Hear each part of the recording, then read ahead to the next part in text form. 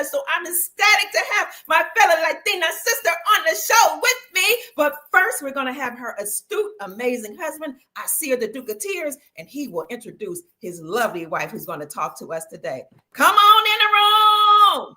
Peace, everybody. I don't even know what else I can say. You said it all. There's nothing to add on. We really appreciate the love. That's an exercise in acceptance, because it really is hard for me to hear shit like that. It's so hard. I'm like, but basically, thank you. The introduction isn't even that. It's you. I actually asked Aseer and you if we can do this together, because after he did a show with you, you were like, oh, I'd love to tap in. You're the only goddess that is willing to even speak to me individually or touch base with the feminine aspect. And I've just gotten used to not quieting my voice, but just used to being behind the scenes. So I really appreciate it. But because you asked just for me to be on, I know people really just want to hear and see him. I'm a nice little add-on. I'm like the paprika. But you don't really miss paprika if your chicken is seasoned well. And I don't eat chicken, but you get what I'm saying. I am okay with being a little invisible. But at the same token, I just did a little show about just sharing stuff about my sister and mental health. And I don't think that a lot of women that have gone through things actually like talking about them, because it might make us look imperfect. It might make us seem like we don't have all our cards together when it comes to our families. But we can't control extended members of our families. I can't control my sister, my father, none of that. So at the end of the day, I wanted to touch base and say, I like for us to sometimes be seen together, because we do so much separately now. And I'm willing to be off camera. Thank you for allowing him to be on with me. Of course. Of course. I mean, you compliment each other. Done. No. You guys compliment each other so well, and we admire you that you are a couple that you're able to just, go through life together. It's so hard. I mean, being in a covenant relationship is even hard in this time and age. So I would love for you all to talk to us about how all these things are affecting our mental, emotional, physical health, and maybe even introduce the things that you have, your products to help us. Because Goddess, let's be honest, your body is like top tier. Okay, I mean, like your body is like a 10, a 10. I would show pictures, but I gotta ask your husband permission first, because you look too good. Okay, your body is top tier. Y'all, let me tell you, you as well. It's not. I always tell people with products, especially, it's not some secret, some whatever. What it is people are cheap. They broke, they cheat, and they don't want to spend money on the ingredients that it takes to really make quality stuff. She's talking about the corporation. If I can make products with shea butter and charge $60, $80 for it, when shea butter does not cost that, people wilding out with prices. They are charging y'all so much for small bottles of empty. And the reason why I am that, I would say, I really don't allow other people to help me make products, and I tried. There's so many little ingredients and the process on how to do it. Not a lot of people actually want to take the time to do all that. If you could just put oil in a bottle, throw some herbs at the bottom of it, and put a label on it, that'll sell. People are really selling brands, not consistent ingredients. So popularity is kind of taking leadership rather than how long does it take, and are these products handmade, and why? I didn't think 15 years ago making products would be something everybody wanted to do and get into. So now that it's happening, I'm very grateful. But ingredients mean a lot to me, because it's a totally different feeling when you actually hand chuck aloe, or when you're using, I always talk about this, pumpkin oil, jojoba, calendula, marjoram, mullein, hawthorn, all the things that I infuse. I don't use a levo machine. I haven't relied on a lot of fluff to create products. I actually started making products when I didn't have many options, but I also realized this coffee butter doesn't have a lot of coffee in it. This rosemary doesn't have real rosemary stalks in it. This face oil. It's got a little bit of argan, but I could tell that it's made mostly with a safflower oil. So I just really wanted to start introducing not only my body, but ingredients that cost money.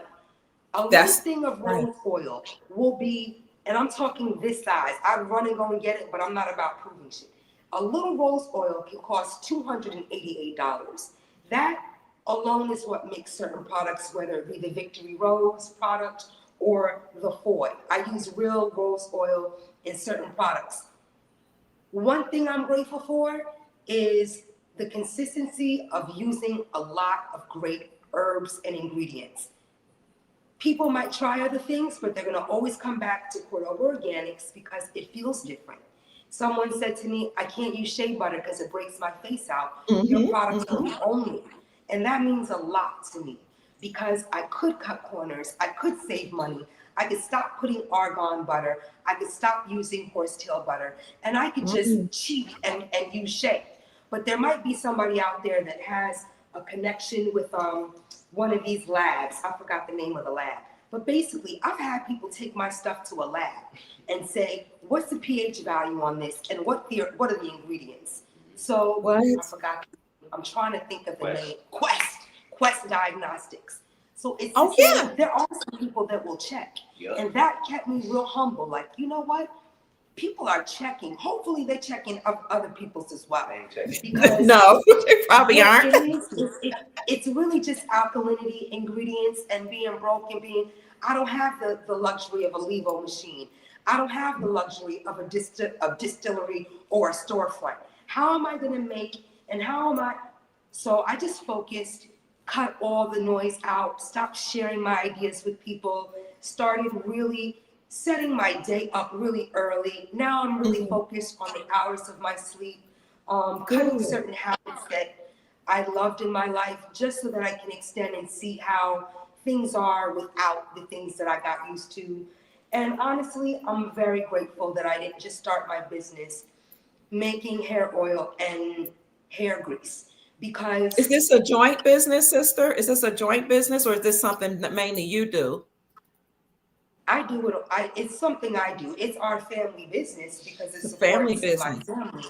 I But love that. Aseer's not in the kitchen in the morning making sunkissed and revive, only because he's busy. So I Yeah. wanted to alleviate a lot of stress from him being the sole breadwinner. And I say this because when you have a kid, especially if you don't have family, you make decisions. Am I gonna have the nursery raise him or am I gonna raise him?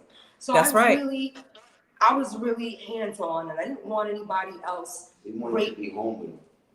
We wanted to be home with him, and we wanted to have something where we. Can you say it a little louder, please, Sheik? I didn't want to tell him talk up. We wanted to have something where we could be home with him, but then still do, you know what I mean, whatever we can to make money. But as opposed to going out and striving to work for somebody else to do that, you know, it just took time for us to build up our individual situations as well as our collective. And I think because Aseer was just lecturing so much, there was a lot, especially when Amor was first born, there was a lot of energy on, well, let him come here, let him speak here. And I started realizing he's doing a lot of running around. And it's great, but what can I do to help contribute so that he doesn't have to think of traveling and I love that. sometimes exposing his energy to people that he doesn't really know just to bring home rent.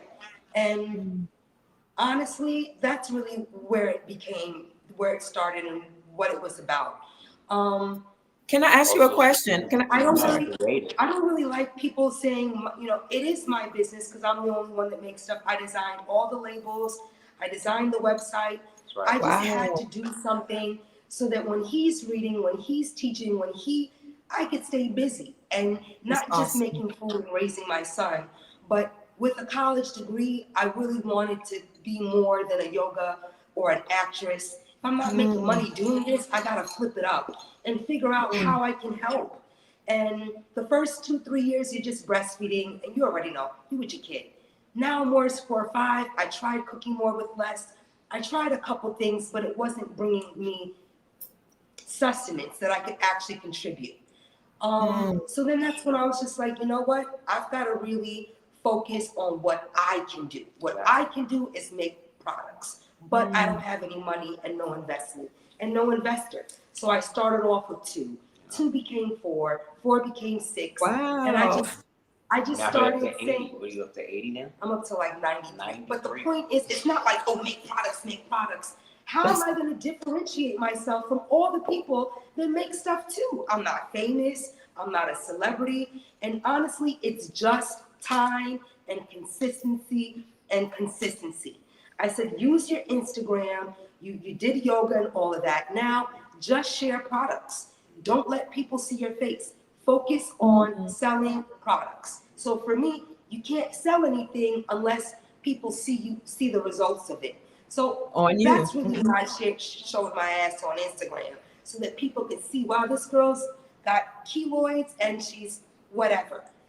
At the end of the day, if I just relied on Rosemary's Baby, Hair Magic, Goji Guru, and a couple of other hair products, I'd be out of commission, because nobody knew Rihanna and Beyonce were going to come out. Beyonce is killing the game with safflower oil, water, glycerin, and some castor oil. Yep. Now, kudos to her team, because you don't need, what I realize is these people don't even need to use their own stuff to sell it.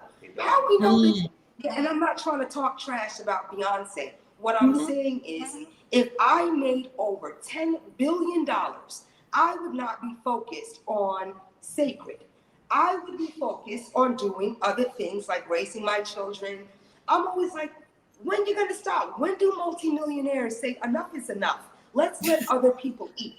They're not like that. Multimillionaires are going to consistently figure out how to be billionaires, how to make more money, how to charge not even 4 ounces, selling 2 ounces. That's like, or 1/4 the ounce. That's this size of the bottle for $60. I can't do that. Even though my ingredients are better, I'm going to, girl, why are you selling that? Well, because mine has argan oil in it, and castor oil. And pure organic. Yeah. Pure organic. It's got herbs, but you know what? There's no preservatives in them. There's no fragrance in them. So I started to just realize, yes, people care, but only a small portion of people in the world are going to support a non-celebrity. If I was only relying on my hair oil and hair grease, I'd be out of commission. And this is why I expanded my line and thought of metaphysics. It's the thing that saved me in my youth. Why can't I figure out a way to create an astrological line of body butters and hair oils and face and body washes that have no anything in them, so that you can use them from the rooty to the tootie. If you run out of face lotion, you could use dew, you could use the anise oil, you can use the Rosemary's Baby. But aside from products, the products came at me feeling isolated, me not feeling like I can contribute in certain ways, me realizing that unless I was willing to sell more than yoga, a yoga teacher wasn't going to slide and make it anymore. A lot of people really increased, I would say, the flyness of yoga by really just making it, they over-sexualize. Yeah. Regardless, instead of always thinking about what other people are doing, I just wanted to focus on what I can contribute, where he would not always have to go to Atlanta, go to Brooklyn, go to Mississippi, go to Arizona to bring home money, but to bring home bread that it's not his sole responsibility to hold everything up. And I didn't want him to feel that way. So I just wanted that's a true wife. The Bible says that the wife is a help meet for her husband, a help fit for her husband. So that's who you are. You're fit and created specifically for your husband, and you saw that there was a need, and you created a product. So let me speaking of, you saw there was a need. Can you speak to how people's stress levels today are contributing to like skin breakouts and hair loss? Like, what do you see happening with the stress now today? I don't want to even, what it is, I think, is relying on luxury and really forgetting that things that smell and look and taste great aren't always good for us long term. So For example, I was watching Kamora Fastlane, a new Kamora Simmons show. She has two gorgeous daughters. One of her daughters has endometriosis and PCOS. I'm like, how did these young girls? And I started thinking about it. I said, she came out with the body. It's the fragrances. They're endocrine disruptors. They're destroying these young girls because not all of them are out there having a whole lot of sex. I don't know them, personally, but Yeah. just looking at the younger girl, I don't think, maybe she's had 10 sexual partners. Let's just throw that out there. Okay. But nothing to really get endometriosis, have her eggs retracted at the age of 20, 26, 7, 28. It just made me be like, what is happening to these young girls? And I started saying, it's the candles, it's the perfume, it's the body sprays, it's the body shit. It's those body sprays that we get addicted to spraying on our bodies every day. They are fragrance and chemical based, and they are endocrine and hormone disruptors. And that is what causes PCOS. So we're thinking sex and what they're feeding themselves. But the largest organ. I can't hear. What'd he say? You're not talking about the makeup. You're not talking about the makeup. You're not talking about the dyes, the perms, the eyelashes, everything accentuating from these corporations is there to disrupt your endocrine system and to eventually, it's to kind of shut you down get you up out of here. But all these corporations are trying to get everybody up out of here as quick as possible. And until humanity realizes that, they're going to pick and choose what poisons they continue to use to support their addiction. You know what I'm saying? Whether it's foundation, whether it's the glue that both men and women is putting in their head now to have fake hair on top of their head. And then they sweat that into themselves. And then on top of that, they'll go and then they'll, eat, 3D printed meat. All this type of stuff now is actively attacking the human archetype. And I think that for the most part, the country has been slowly going insane since the time of Vietnam. So after Vietnam is where you get a heavy influx of drug addicts, and you know what I'm saying? The pharmaceutical companies now have full reign. They can go into Vietnam, take out all of the stuff that they was using, you know what I mean? Cultivate that, because if you think about it, most of the people came back, a lot of the soldiers were addicted, you know what I'm saying? And they weren't addicts before they went. Because you can't be a drug addict and go into the army, but you can be in the army and come out a drug addict, you know what I'm saying? Right.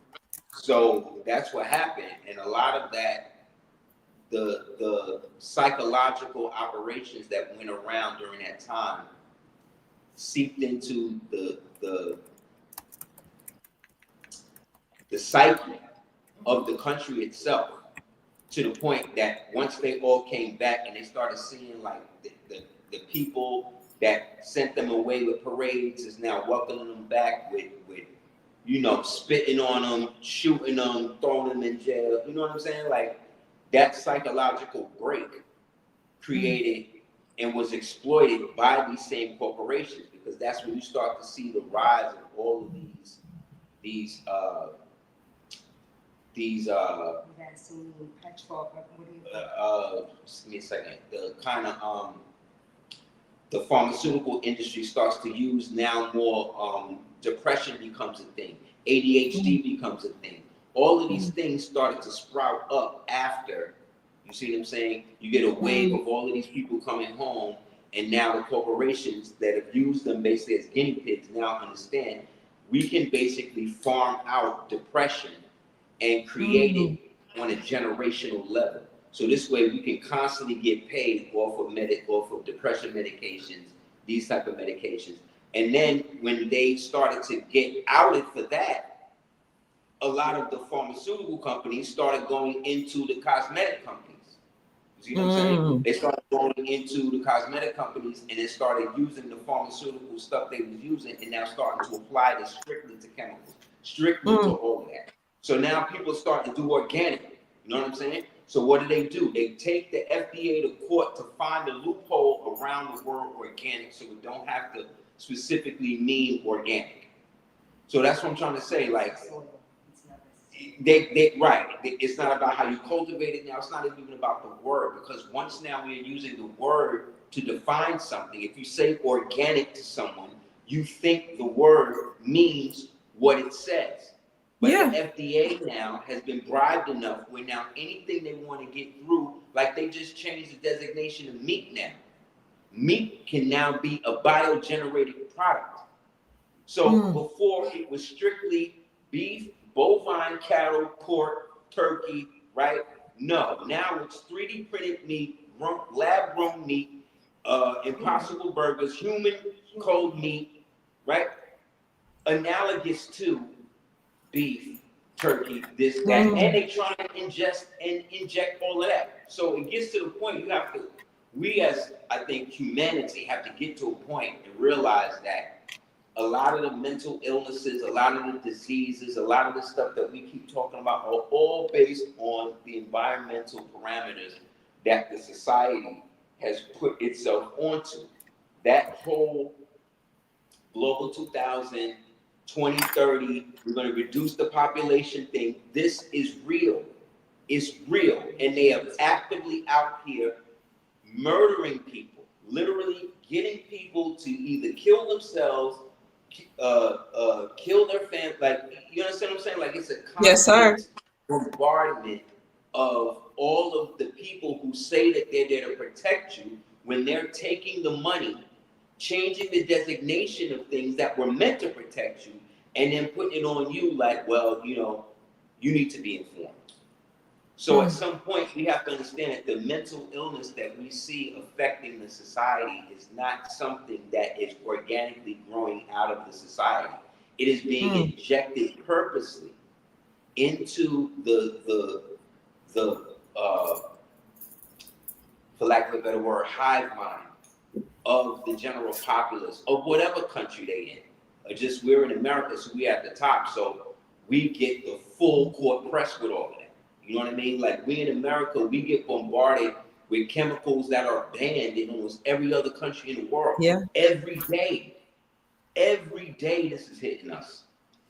You understand? On top of the chemtrails, on top of the waste coming from the corporations, poisoning the wells and stuff. On top of the FDA being paid off to get everybody to get the jab that they now coming out saying is actively killing everybody. But now you can't actively say it, even though they actively put it on their website. Like, at what point are we as people gonna unplug from that and decide that we can no longer accept help from the people who are trying to kill us?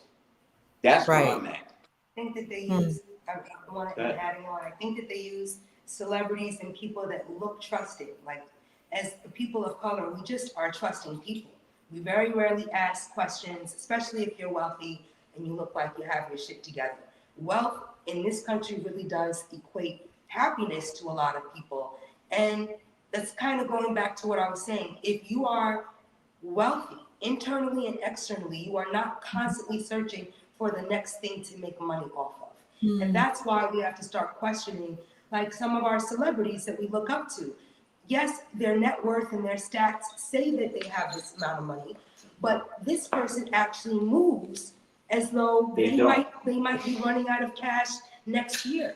So let's stop, it's not to say let's stop, it's to be more aware of who we pedestal on these goals of, well, she's doing this, I've got to. It's like, you can't compare yourself to a celebrity type of status. We don't know what went into creating what it is we're seeing them make money from. But what I'm expressing is, you can't always believe what you watch. If someone is happy and healthy and is doing well, they sometimes can take a break and say, well, let me enjoy the fruits of my labor. But no, we don't see these celebrities doing that. They are consistently going hard, which means that something has to be a little off. You're not so desperate to always rebrand yourself when people know you as, a multimillionaire celebrity who has X, Y, and Z. So that goes back into what Aseer was talking about, and it just made me think about a lot of the people that I do get emails from that do have children. A lot of our children are suffering from anxiety, from depression, from bipolar, from all of these things. And growing up in the 80s, I'm a late 70s baby. We used to think that 77, 78 was like, oh, you young. But now people are like, oh, you're old if you're born in the 70s. Right. But being born in the 70s and being raised through the 80s, I didn't have a lot of friends. I didn't have a lot of friends that suffered from anxiety that we knew about. And sometimes people are like, oh, well, they just didn't diagnose us. Well, we were all autistic. No, we weren't. No. We weren't all autistic. We weren't all suffering from these things. These things came after what he's talking about, the injection, and a lot of stuff switched. So sometimes, just the other day, it's, oh, you can't eat rice. The rice, there's always something that we can edit. The rice is too acidic now. Now our rice, water washing is not enough. So sometimes you go crazy in your mind, like nothing I'm going to do is going to actually bring health to. That is a very dangerous place to be, but it's also great because it sparks the imagination to say, well, first of all, let me just enjoy the journey. Let me stop thinking about everything being, is this going to make me unhappy? Just enjoy the journey because something's going to take one of us out these days. So let's enjoy our time here. Be aware that, yes, we can be aware of small things like the microwave. I know a lot of people that still use their microwaves. My microwave is a storage. I'm not saying that it's bad to use it, but it is. Don't microwave your food. Stop hot pocketing stuff for your children. Take your children off of microwave foods from the time they're born. Amor has not had microwave food ever. To the point that he would fight me for popcorn. And I'd be like, make it on the stove. No. So sometimes, yes, our children are going to challenge us, like all of our children. My son, why do I have to write in cursive? Because that's what I asked you to do. Yeah. Because I don't want you writing in print. Well, why? Yeah. Because this, that, and the third. Well, we don't need it. Yeah. I hear how you feel, but your feelings are not based in reality. The reality is AI cannot decode cursive. It can't decode cursive. So God forbid, you gotta write a secret note or some shit to get away in the future. You be straight. Where most of the people around you, they won't know. But why can't we challenge our children to do things that are uncomfortable? Whether it's writing cursive or getting up every day to work out. My son hates exercise, but he does it because you can't live in my house and not exercise. Your body. 1 second, sister. 1 second, Queen. I just have to take a minute to pause because it's so hard to focus on what you're saying with your skin being as beautiful as it is and your locks being as. I mean, I just and let me just wait. I gotta look at that. Look at how beautiful she is and family. No, but I have. Hold on. I'm not gonna let. Look at this. Look at this, family. Let's just take a moment. Okay, I'm sorry. Let's just take a moment to bow in reference and honor. That's just body. Look at that body. Oh my God. And I mean, that body is to be worshipped. Thank you guys. But and that skin. It changes when you have a baby. When you have a baby and you have a stillbirth and you are lactating and you have stuff. I remember my body before I had children. So I thank you guys, but it's also how I know that if I do these planks. I'm sorry. I'm gonna bow.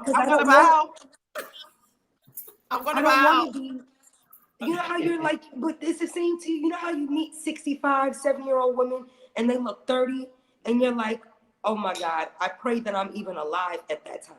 Like people, I had to stop and be really honest and say, I gotta stop smoking so much weed. I smoke a lot, okay? And to be honest about that and say, well, you know what? I'm gonna take a year off. And to have just done it was really kudos, but also to see it didn't really, real talk, it didn't really switch up much except my dream state. So many of you, getting off weed changed my life. It didn't for me. I still exercise. And I say that to say it really is based on the person. Some people can't smoke because they get paranoid. Some people can't smoke because they can't work out. I could smoke weed and run 5 miles. I don't And I know. think, and President Trump Yeah, and just did something. I'm not saying that that's a good thing. But for Yeah. me, having had certain laws and not wanting to do drugs and not wanting to drink, weed tea and having a little joint really did allow me to go to sleep at times that I was just thinking, where am I going to live? My mother said it really did calm my anxiety. I So can I want imagine. to celebrate and also say that shit saved my life. If I wasn't smoking weed the night before 9/11, I would have been at the World Trade Center. If I wasn't smoking weed, right when CCNY, that whole puffy thing when all them kids died, I was there. I was there. You're from New York. I was like, you know what? Let me step out to go and smoke a blunt with my friends because this is gang crazy. If I didn't step out to go smoke a blunt, my little 5-pound ass would have probably got trampled at CCNY. So a lot of times in my life, even on the train, I remember one time I was like, you know what? Get off the train. I got off the train for some crazy reason, 2:30 in the morning. 2:45, the whole train gets shot up. The 8 train, everybody died in the train, gets shot up. I go home and I'm like, smoking weed. Thank God for weed. So there are times, sometimes people like to really demonize it. No, weed has helped my knees. It's helped my joints. It doesn't break me out. I don't OD the way a lot of other people do, but I know a joint a night, that's a lot. Okay. So for me, I just wanted to challenge myself and say, can I just stop? And I did. So you can when you want to, but don't punish yourself for doing shit that might help you out in life a little bit. Some of us need a little acid. Some of us need a little toxicity. You can't exist in a toxic place just on some pure shit because you'll get taken out. You will get taken out. When I was a live foodist, that was when I was the healthiest, but I was also a little bit like too light. Nigga, get some weight on. Start eating some sweet potatoes. Drink this tomato soup. But, dealing with extreme live foodists, oh God, she's got a lot.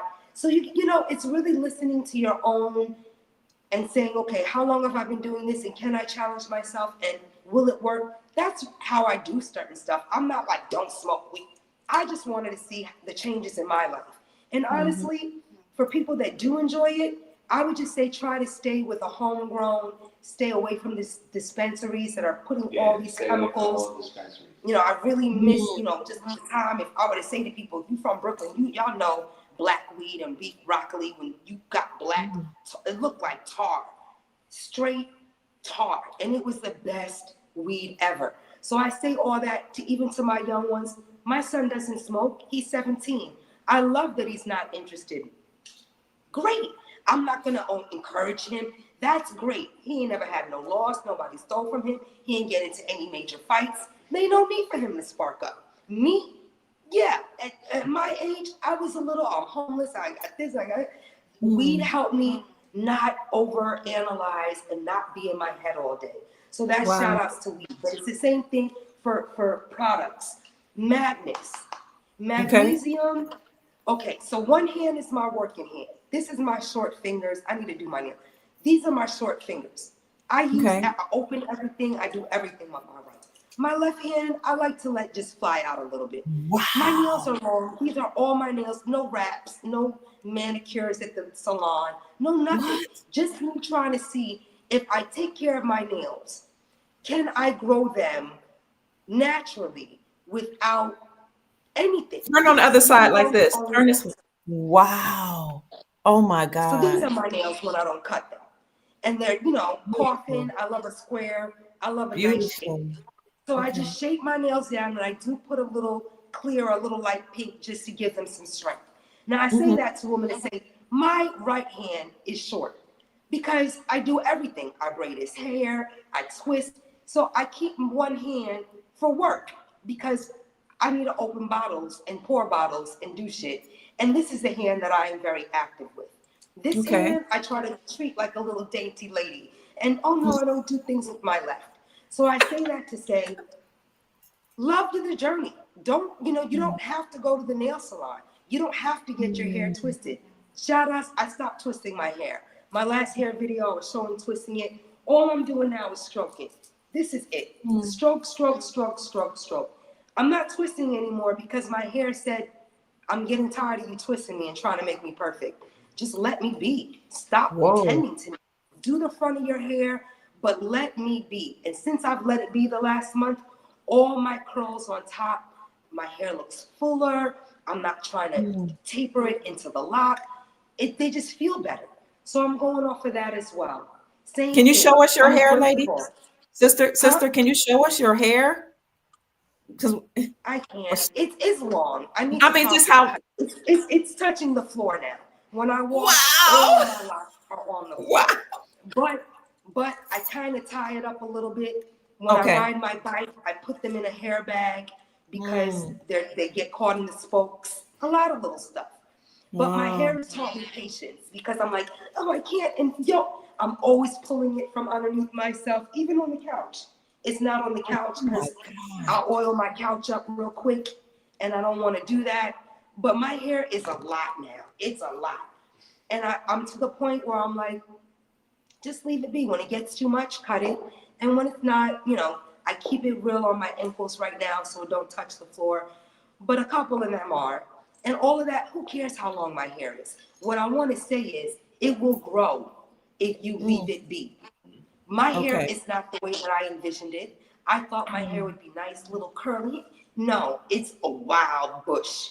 So I say that to people because some girls, they go to the salon and they look great. I didn't start my hair in the salon. So And your husband has long hair too. Okay. I can't start my hair. The salon shit is too much. And really, it is my products. I can't use anything else in my hair because it looks dry. My hair will look brittle. I stroke it every day with a little grease and a little oil, and I'm good to go. But there's no grays because it's hibiscus and the beets and the and I love gray hair. I'm waiting for my gray hair, but it's not coming in. The same thing. Amor said, Mommy, I'm 17 and I look 14. I said, yeah, but your body is developed and you look great. And when you're 30, you'll be thankful that you passed 21. Stop trying to project yourself to be grown. Look, you come from your mommy and your daddy. We have younger genes. We might not look our age for a while. I used to, in my 20s, want to look 30. I used to, in my teens, want to be. Amor, you're 17, you don't look it, and be grateful you don't. So that's really where I'm at with everything in life. The same thing. I could go through each product, the coffee bomb, the hair magic, the magnets, the ether, the Acai Cinnabon, the Goji Guru, the Victory Rose. What you need to know, they can all be used on kids, your face, your body, your privates. It won't mess you up. The reason why I wanted to make it such, because sometimes we run out. The do, yes, each product has specific intent. But if you run out of something, it's not like you can't use it on something else.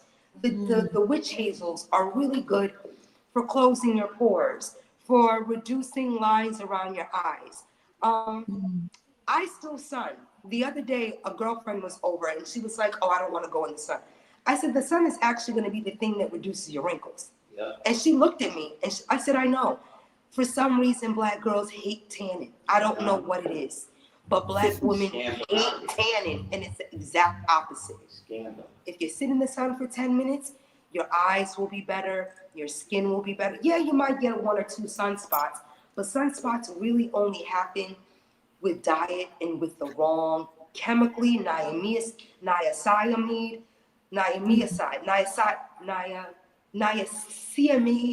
I can't even say the word. There's a lot of shit that Koreans use, that lightening stuff. It's called niacinamide. Anyway, that's horrible for our skin. Same thing. We can't use a lot of bleaching. All of it. It's all bleach. It's not just bleach. They're lightening agents. So they're to lighten your skin and to lighten your pigment and to remove dark spots. The dark spot is you. It's your whole pigmentation. The dark spot is the melanin. Yeah. So sometimes I look at certain celebrities, Megan Good. Oh my God, no, the one that I just said. They're all What minute? She's on. They're all doing. She's the one that just got a divorce, Iman Shumpert. She got a real nice tight stomach. What's her name? He calls her a man. Tiana Taylor. I don't know why my husband thinks Tiana Taylor's a guy, but I think it's hilarious. We talk about this all the time. Tiana Taylor, she was my color. She a light-skinned woman now because they use these products over time. Have you noticed that? Yeah, I have noticed how light they are. Megan Good, she used to be brown and so I use a product. I started using a product that had turmeric in it. This is like 15, 18 years ago. And it started lightening my skin, little light spots. I said, oh, hell no. I stopped using the turmeric shit and made my own. And yes, lightening, all that. But certain turmeric products have other things in them and they will destroy your dermis and your melanin. So I do have a couple spots on my body. I can show you.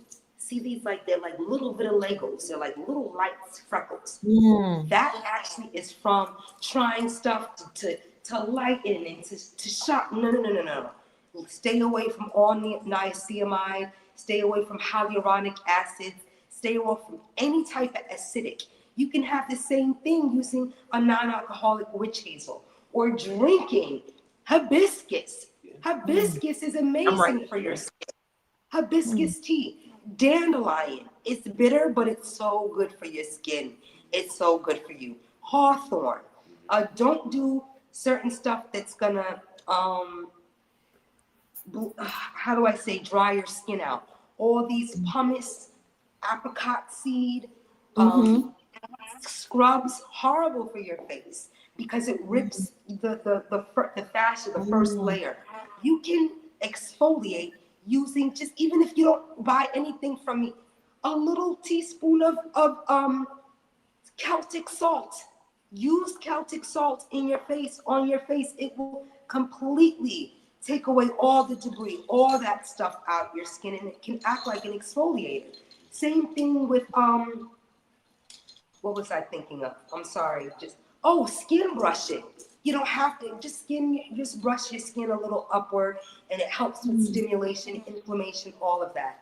But I just wanted to thank you guys because the face washes, all of my products really are for people with sensitive skin that's just, it's kind of like, oh, it worked for a couple weeks with this, but now it's not working. That must have been my journey with Cetaphil, Lubriderm, Carrie, I could name. I used to use Crisco on my feet because I couldn't find something that didn't have a whole bunch of fragrance and stuff. My grandmother used to be like, put Crisco on your foot. So before I started making my own, I definitely had ideas, but honestly, it's money. I don't shop at Gucci. I don't buy name brand shit, even with the money that I've saved. My husband get me jewelry for my birthday, anniversary. You're seeing 8 to 10 years. It's not like this shit came all in a day. Also, when you don't have stuff for a while, I'm really grateful my husband just laced me because for years we went out, did our thing, but we couldn't buy each other the things we actually wanted to. So we were surviving. And you know what he told me? He said, when we were surviving like that, you know that people thought that we were millionaires. I said, what? Point. Yeah, this dude came up. Really? Talk a little louder. There was a guy came to this restaurant we used to go to in Brooklyn called Red Bamboo, and then he just said, yeah, I know, but it's weird. You go the opposite way of the So that forgot what I'm saying. Red Bamboo. Oh yeah, he was like, yeah. We can't see you, Sheik. We can't see you, Sheik. We can't see you, Sheik. Okay, sorry. Short, people, based on how you carry yourself, people will treat you accordingly. So when my grandmother used to say, just for the job you want. So a lot of times we will put ourselves in position to be around, or people will see us as they perceive us as opposed to how we really are. That's why it's important, I think, for us to sometimes realize that having your words match your actions is important. You know what I mean? Not every day you can do that because we're all human and we all fall into situations where sometimes we fall short of what our intent is. The problem is you'll have people who know that you're morally, for lack of a better word, correct like that, and they will use that against you to get what they want out of you. You understand? What do you mean? Meaning that if I know that this person is a good guy and I know he's not the type of person to put my business out there, I could basically say whatever about this person, and because I know his nature or her nature is such, they don't want to be that type of person, so they're not gonna come up. So I could basically just say what I want. You understand what I'm saying? That is Yes. another form of gaslight and manipulation that goes on every day. We learned that first. We first learned that from our family. You know what I mean? Unfortunately, those of us that come from families that haven't always been forthright with each other, you know very early as you grow up in the family who is kind of sanctioned to be cool in the family and who's not. But we don't never really know why the ones that's not is not until we get to the point, and then they start treating us like that. And we're like, oh, okay, this is why uncle don't come to the cookout. This is why Aunt Shirley don't be rocking with this and that. Because families keep secrets like hoarders. They'll hoard them to the degree, and then what they do is they use the next generation as a means to either bury it or use it as ransom to the person that they're keeping it from. So an example, I have a child. We know that this child is not this child's father, but we all know that the guy that I'm saying is the father is the one I'm choosing. So we all gonna be cool with that. You know what I mean? And then everybody go along with that. And then everybody at the cookout every year with this guy, and the whole family know he ain't the real father, but he's a good guy. He work, he do all this type of stuff, right? This happens every day. And the same thing happens with females.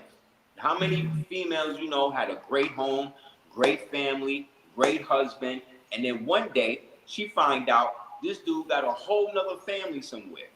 You know what I'm saying? He's franchising families. Like he got a whole nother experience somewhere. Well, we talked about even the other day where we were talking about mental health and how, you know, sometimes people that we attract at a young age in our life are there to sometimes test us, test our resolve of who we are, what we're going to do, all that. We know a really amazing brother, amazing healer, metaphysician, loves fitness, has taught fitness forever. I knew this brother at the age of like 15. I was running to him at the saunas in New York. Very few Black people would consistently go to saunas. So this brother and I had a very interesting relationship because we would always run into each other. Long story short, really the pinnacle of health. His daughter is about 300 pounds. Don't work out, don't follow anything. And I'm always like, what is it like being able to heal everybody in the world, but not your own child? That's sad. Sometimes the women, what were you going to say? Because I know you're going to say, however, though, we also watched the person he had the baby with know how he get down with that and almost did the opposite despite him to make the baby fat. You understand what I'm saying? Like just to get under his skin. Just like, well, I'm the mother, and if I want to feed her McDonald's, that's what I'm going to do. Right, that type and of so shit. Even though she attracted him and they were on the health tip the whole time, now the daughter has diabetes. She's 200. Oh my God. Gorgeous girl. But I always go, you know how hard it is to be able to heal everybody in the world except for your own family. What's worse to me when you say that is to know that you actively procreated with this person, and this person purposely did this to this child. Yeah, purposely. That's him. You understand what I'm saying? That's sad. That's sad. Right, that's an example. But what I'm saying is nobody's exempt from somebody's betrayal. And betrayal, like I said, unmitigated, unresolved, that's hard to share. How do you say, put to a position where there is some resolution, justice from it. That also goes to the long-term mental illness thing, because that can drive you crazy. When you're in a situation and you see something that's supposed to warrant a certain degree of justice, and yet there is none. For instance, Epstein files. The Epstein files are out, right? All of them are redacted. So we're not learning nothing. And then on top of that, after all of this time, You only showing me pictures of the dude you hate. Okay, cool. So what this says to all of us, or should say to all of us, is that this whole thing was a psychological operation, right? And everybody who's down with it, and everybody that's down with it are also the people who we also somehow expect to do something about it. So this is what I mean about the collective mental illness of Americans that we all share. We all know who and what the problem is. We all know. But if it's paying you, right. If it's paying you, if you have a fraternal obligation to it, if you giving blood to it, if you've had sex with it, we're gonna rock with it. We're gonna take it to the bank. And that's something I noticed in the lecture community. That's kind of what separated us here. And I was like, look, everybody wants you to work with this person, be this person, and whatever. That nigga is a rapist. I don't care how you flip it. This man is a rapist. He's raped people. I've known girls that have been date raped by him. We don't talk about it too loudly. But this guy, all his eggs ain't in a basket. It's just that people love him, people popularity. And for some reason, all these elders that are like, they just like this nigga because he looked like he got money. And no one in the community wanted to say, y'all are all following after this fake leader because he looked like he got money. So because he looked like he got money, it looked like everything he's saying is next to God. Perception. You can't see that the girls are being used. Something's off with this bit. It's off. The energy is off. And when it's that off and people are like, oh no, please go. I'm like, look, not all of us are here to do the same God's work and all of that. No, this dude is a hustler. I see him in the street hustling. But because he got on some Kemet shit, y'all bitches is gonna, that's called a dub. Y'all are falling for the fake. But it's cool because if he's fake. Now you look like a hater and you look crazy. Just go live your life. If people want to follow this date rapist weirdo, let them do it. I'm just not gonna do it. And when you really be like, I'm not fucking with niggas, and the people be around people for money, now, it's not until now that I'm like, thank God we did so and so. And certain elders, they can't even look at us because they know, well, I was one of those people that was down with that dude just because he looked like he had money. So now I gotta look like I'm about substance when really you know, and I know, that all I'm about is this dollar and popularity. And it's disgusting. Yeah. It's disgusting to use people's trust, to use people's like, oh well, I want so and so let me give him my these a lot of these hustlers. That's what I'm saying.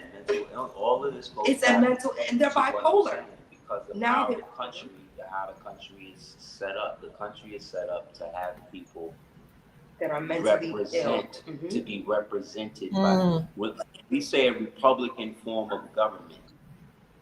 We tend to think that because we've been raised here with that, I don't think we really intrinsically understand what that is. To have to live in a type of place where you can have something, whether it be yourself or something else, represent you.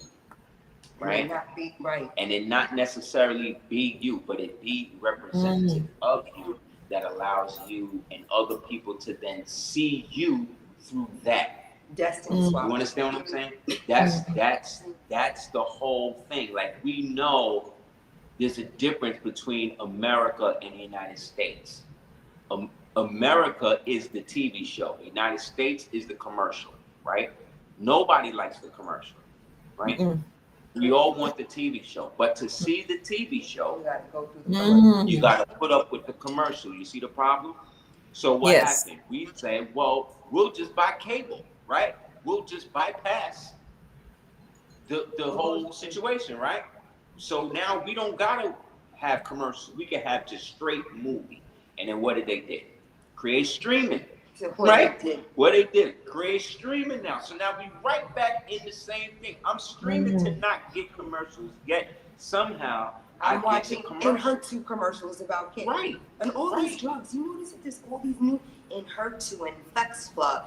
And I have never seen more pharmaceutical drugs pop up. And my whole thing really is, these bipolars, I laugh because I grew up with somebody that's now been diagnosed bipolar. When really, oh, Celina, you're the dramatic. No, this girl is bipolar, and I'm trying to tell people, but not to be diagnosed as anything. Sometimes it's just crazy. And then what happens is a traumatic event takes place, and it just throw the crazy all into crazier. Can we just stop trying to get everything? Some people just a little off. Some people a little crazy. Some people retreat. Some people, I've watched this also in my years in dealing with people and different, you know what I mean, different cycles and stuff. I've noticed that too. I've noticed people will become other people that, you know what I'm saying, that's not there.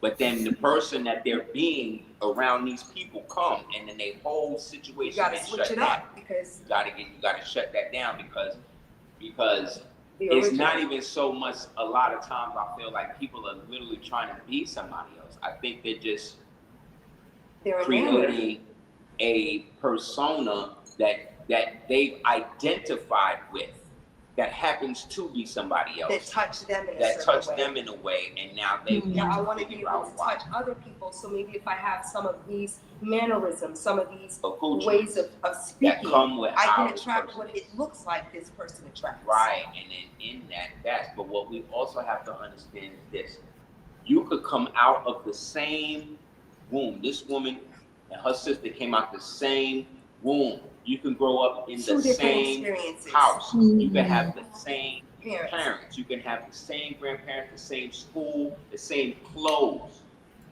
Nobody has the same mother, the same father, the same family, the same thing as the other people in the family. Everybody in the family has their own experience. That's why the pillars of the family were so important.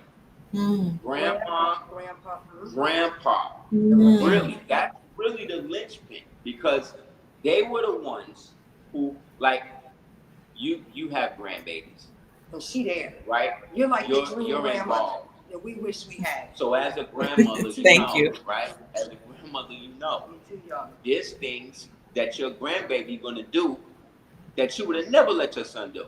Never. That's so great. Oh, you're such a good one. Never. That's so beautiful. However, that's your grandbaby, right? So your grandbaby get to be under the grandbaby rule. And the grandbaby rule is, don't tell me how to be with my grandchild. I raised That's right. Especially when you're the type of grandparent you are. You're a giver. Yes. You're a loving person. I like to think most of our people, grandparents, stuff like that, is like that, or were like that. But within my generation to my eldest son's generation, Aries is 28. That was the generations where they started to wipe out the big moms and started getting rid of them. Yeah, his son was here last week, and he said, my grandmother, Amore's grandmother, she's not well. He said she's just not a loving person. And I said, she's not, right? He said, no. And the thing is, she might call me once a year. Like, oh, you could call me. He's like, how am I supposed to call my grandmother who kept knowledge of where my father was for over a decade? Oh. From me. And she don't think that that's anything. We don't talk about our lives. She's like, oh, whatever. But I asked my grandmother, where is my father? I want to see. And she acted like my daddy was just not there. And the whole time she had a phone number and knew where he was. But then telling me the opposite. So he's like, I say that to you, Celina, to say, she want to be in people's life, but she's so evil. She don't know how to get back in the graces, because you already seen all that she's capable of doing. So it's not like she can act like she's not the type of person that will betray or steal a child, because she already did that with me. So now she can't do that with the more. That's why she's not. What were you going to say? I'm sorry. I was going to say the other side of that is exactly what Celina's saying in that response, is that we don't realize, or what these types of parents that do these types of things to children, what they don't realize is they are participating in human trafficking. You understand? When you are, let's say, a parent, and you know the other parent is coming, and then you send somebody to take the child to somewhere else. So when that parent comes, that child is not there. That's human trafficking. You just traffic that child. That's deep. When you like that in hospital. that's human That's trafficking. deep. You're also doing your ransoming. You're also practicing extortion. When you say you're not going to be able to see your son, you're not going to see your daughter unless I get such and such and such in my account, whatever. You are extorting the person. You are practicing extortion, and you're practicing ransom. Now you're ransoming the child now. You know what I'm saying? So all of that, right? The last part of that is when you now are given something like a child by the Most High, and you know that it took this other person to make this child with, and then you, for whatever reason of your own volition, decide, okay, I don't want him or her to be a part of this child's life anymore, right? Now, this is outside of the parameters of safety and health. We're not talking about a guy that's crazy. We're not talking about the dude that's beating you up. We're not talking about the abusive father, the one that hits the child. And mother, this is both parties. This is what they say, ambidextrous. We taking both the man and the woman at the same time, but we're talking about a certain type of man and woman, because whether it's a man or a woman, if the man is trying to do what he's doing, and he's doing for the same reason, it don't matter what sex they are. They're doing it for the same reason, control. You're trying to control this person, and you're using the child, right? Which is the future, which is a representation of you and this person you made it with, highest self and God now, right? You're taking this and then you're saying now, I'm going to use this to control this situation because I'm hurt, or I'm not ready to give up, or it's my child, or I don't want, right? So the I, that's it. That's what you're dealing with. You're not thinking of the child. You're not thinking of the development, the emotional response. Who cares if you don't like this guy? The child needs his father between he does all the time, but especially between. So I have specific talks with Aries, and it's like, I said, do you? He said, no, I would ask. And she would. So learning about, I'm not trying to share this person, but learning about the details of how this happened. Even the other day, he put me onto an article and was like, this woman is 48. She just got arrested for keeping the daughter from the father for 40 years. The little oh my girl God. was supposed to go to the father's house. You might have seen it on the news. Supposed to go to the father's house. The little girl never went to the father's house. 40 years later, the child is found, but the mother gets arrested because they had visitation. They had a warrant. And there was a warrant out for her arrest for 38 years. Yeah. But this woman, oh, well, I just didn't want her to see her father. Thank God today this woman is going through certain stuff. But I said, that's what happened to you. It's just your mother was a part of it. See, that's what makes it RICO now. And that's so now when you bring the families involved, now you got to extend this stuff. Now, everybody, objectively in speaking of it, everybody is going to look out for their people. So that's cool. You know what I mean? So I understand that. However, the problem with people in our community is our people have become very tribal. We were always somewhat tribalistic, you know what I'm saying? However, we had covenants and creeds that would supersede that at times. But as those creeds and covenants and word bonds was broken, we started to become more tribalistic. And from tribalism, you get feudalism. So this feudalism, family, internal strife thing that we keep dealing with, we keep talking about generational curses, we keep talking about all this stuff happened, and we want to make it seem like because this one white man may have raped your great grandmother, now this is why we all messed up. And we always put it on somebody else, when really the truth and the reality is everybody in every generation had a choice to do what they were supposed to do or not. And those choices that they didn't make, right, led to the choices that we had to make now. You understand what I'm saying? So we're not in a situation where we're not directly affected from the past. We are affected from the past every second of the day, because the past, the present, and the future are all on one time, on one wave, on a continuous wave that's going back and forth. So if I look this way, as far back in the timeline, It's all happening at once. Yeshua getting crucified, the Hebrews leaving, the pyramids driving, you know what I'm saying? The flood, all that. I look this way, Cleopatra, Mark Antony, you understand what I'm saying? But what is consistent in both perspectives is the present, because the present is what allows you to take the energy of all the abstract, which is the past, which is an abstraction now, which is the future, which is a projection, right? And now you're able to make those together based on the choice you make, because the choice, which is a quantum trigger, allows the next thing to unfold, which then allows the next thing to unfold. You see what I'm saying? So when they literally say every choice you make is dependent on heaven or hell, it's literally like that. That's why some people like you say, Wow. ignorant bliss. Because Yes. if they're ignorant, then you can say, well, I didn't know. In ancient times, right? They always talk to you about Egyptian and Kemites and all of this, right? But when they believed in Ra, right? When we saw Ra as God, the sun, right? When we saw Ra rise, right? That was Ra being reborn.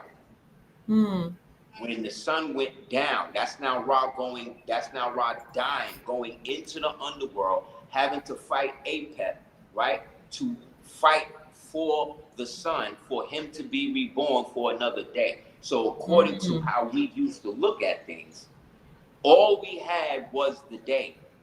You understand? Because the night was now not promised, because that was under the realm of the underworld. Apep in them, that which is unseen. The sun made everything seen.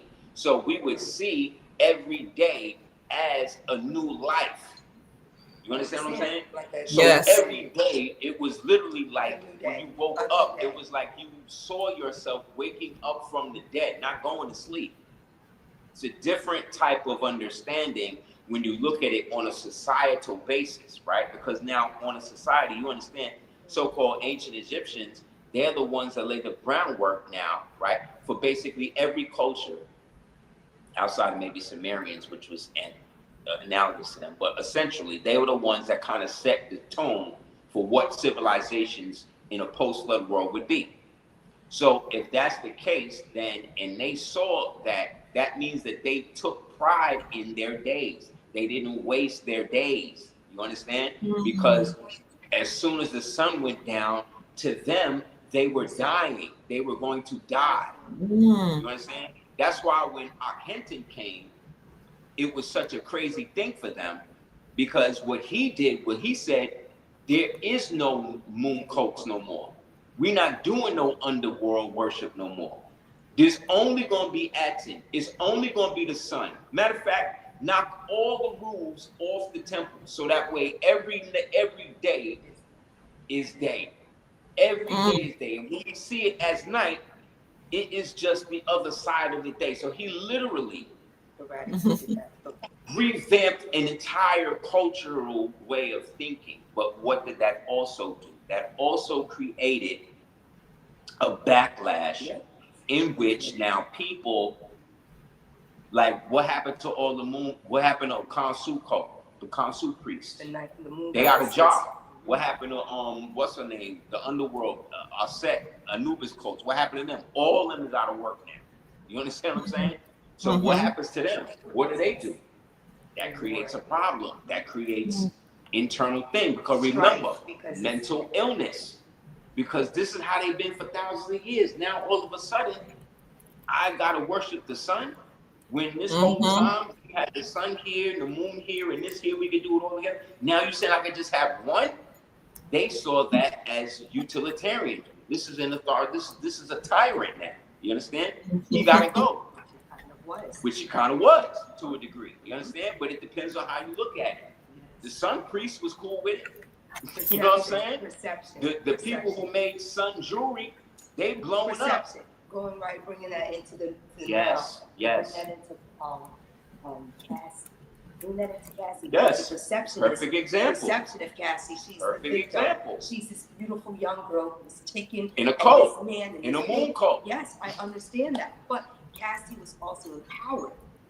I'm sorry, I'm smiling. The high priestess. She was a high priestess. She's a priestess. And said, no, I want this guy. I'm going to have sex with him for this many hours consistently. We'll collect his sperm. I'll drink his sperm. I want him coming in me, on my face, on my body for years. So how is that victim? How, I'm not saying she wasn't forced, but was there a gun to her head? She wasn't forced. Was somebody choking the bitch? She made a choice. Was somebody saying you better suck, you better? No. Part of being a grown-up is following through on a decision or saying I don't want to do that and not doing it. And I don't think that a lot of people want to take responsibility for that right now, because everybody wants, oh, well, I didn't know. You were still grown. You still wanted to support X, Y, and Z. Let's not act like you did. And yes, it seems messed up, but you enjoyed part of the journey because you never got off the train. You enjoyed the whole thing. You can't say, I don't like this, but I'm going to stay on it every day and obsess over it and call it and ask it, when am I going to see it? Yes. If you read, I thought victim, but now we're getting the proof and seeing, no, this person was actually in control. No, what we were witnessing is what was we set just up. were talking Right. about. We were witnessing a pseudo-Egyptian ritual, sexual occult ritual. That's what that is. That had nothing, I mean, yeah, it's the action is sex. The perception, the action is the sex, right? The perception of the sex is deviant, right? That's the perception of it, right? But the intent of the sex is what? Magical. These niggas is they are participating in what is called a Thelemite ritual. They are Thelemites. That is a ritual purpose of their religion. This is their Freemasonic and Thelemites religion. Drink sperm, pass on so and so, pee on each other. That's part of their sacrament. That is called, they call that one of the, there's a whole process, but the whole thing, they refer to it as entering the tunnels of Typhon. And that's what these people are. They're into Typhonian magic. They're into the, what is it called? Thelemic, or orgasmic, tantric, ritual sex. That's what it is. And what do you feel that because we studied this a lot 20 years ago. Right. What do you think that, because I'm always like, what the hell would somebody get out of making sperm ejaculate pills and sperm cakes? Do you know that that's what Aleister Crowley used to do? Aleister Crowley, that's all that. Used to. And Blavatsky, they used to get. Used to create what they call light cakes, and he would create cakes and pills and stuff with his semen and his spit and all types of stuff. But don't you notice that and then sell that to the parishioners, and then they would take it in home with their ritual. Ingest the body. So a lot of the porno industry, all of that whole Bonnie Blue situation. 18 and under. Man may not be a man. That's another Thelemite type ritual. That's where they are striving to create moon children. And when they create these moon children, they have the physical child that they can create from this, and then they have the spiritual child, aka the homunculus child that they create from that. Which then they can transfer into the consciousness of a golem or some sort of. You're so pretty. Look at that. Look at Dr. Kia. Or some sort of. Absolutely. What do you call it? Little doll, a totem. Something to check. Yes. Something to put the demon in. So Puffy is the Sun King, right? Please. Puffy is the Sun King in the ritual. That's why everybody was scared of him, right? He was running the industry. Why? Because he is now taking the position of the Sun King. The original Sun King in, let's say, modern times was King Louis of Versailles. He was basically the first Sun King, right? In our modern time. Puffy now is acting as the Sun King in the Thelemite order. So what that means is that he is also the high priest. So part of his ritual is to oversee the parishioners. Because part of the ritual is the orgasmic death of Osiris. That's where you have a bunch of people and they're all having sex. Or there's one guy, Or let's say if it's a guy, he's having sex with a bunch of women. What's going to happen is he's got to have so much sex with all of these women, that he get to the point that he actually die. passes out, right? Mm. You get to the point of sexual ecstasy where you just so many women, so much orgasm, boom, you pass out. Once he passes out, That's when the he's woman- dead now. In the ritual, he's dead. So now Okay. that's when the priest or the woman or whoever is acting as this person is supposed to come in and start to speak life into him. This is where the incantations and all this type of stuff go through. This is where now they might bring in somebody from another state, right? Who's been primed for this to come and rape this person, right? Where they don't know because they're out or whatever it is. They're in trying their to sleep boom. state. They're in So as you start to come out, right? They got to do this to you until you start to see consciousness. wake up. And as you start to, like, right before you get the full consciousness of it, they rape you again. So Oh my this is God. how they do this, and they consistently do this for a certain amount of time. So remember, in the Puffy stuff they were talking about, they said that they would do this for days, right? And she wondered, To how the can point- you do this? Right. I'm sorry. Go ahead, babe. No, No, I'm go doing ahead. the same. No. Yeah, we just go back and forth. But that, yeah, that's what they did. They created this back and forth thing when he said, like, I was like, how are you doing that? These people's passing out. Because once they pass out, that's when they pick them up, bring them into the altar room, give them the jump, give them the spank, give them the, you know what I'm saying? Whatever they doing. Also, when you put the demons in through the music. Right. Because he was so into making music. Right. Little Rod, like all the people that he worked through.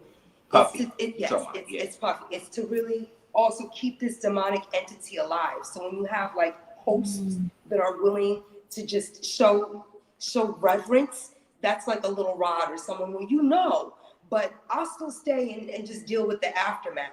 It's like I don't know what people get out of money so much, or the thought of power that they will allow certain things to take place just to be around the energy of wealth. Because But it's not wealth, it's actually what you just described. It's that, and it's a way to harvest souls. It's a way to harvest souls. This is no different than, like I said, the baby moms, you know, denying the father to come and see the child, but then you'll have some dude who can't see his child be with your son, and now he taking out that on your son, but it's okay so long as it's not the father with him. You talking about deep-rooted self-hatred that is mirrored now based upon whatever ritual abuse that was tuned in the person. And we talked about it through families and saying that a lot of it really does come through these Eastern Star and Masonic affiliations. Yeah. Unfortunately,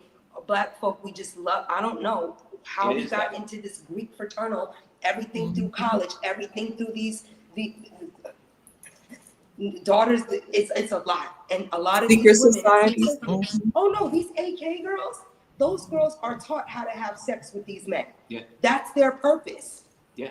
And I was like, what? Yeah, He said, all the daughters of ISIS, all the daughters, they are the helpmates to the brothers. And if the brother need a quick jump, or he need a quick thing, or he need a quick fix, or he need a, you know. That's their purpose. That's their purpose.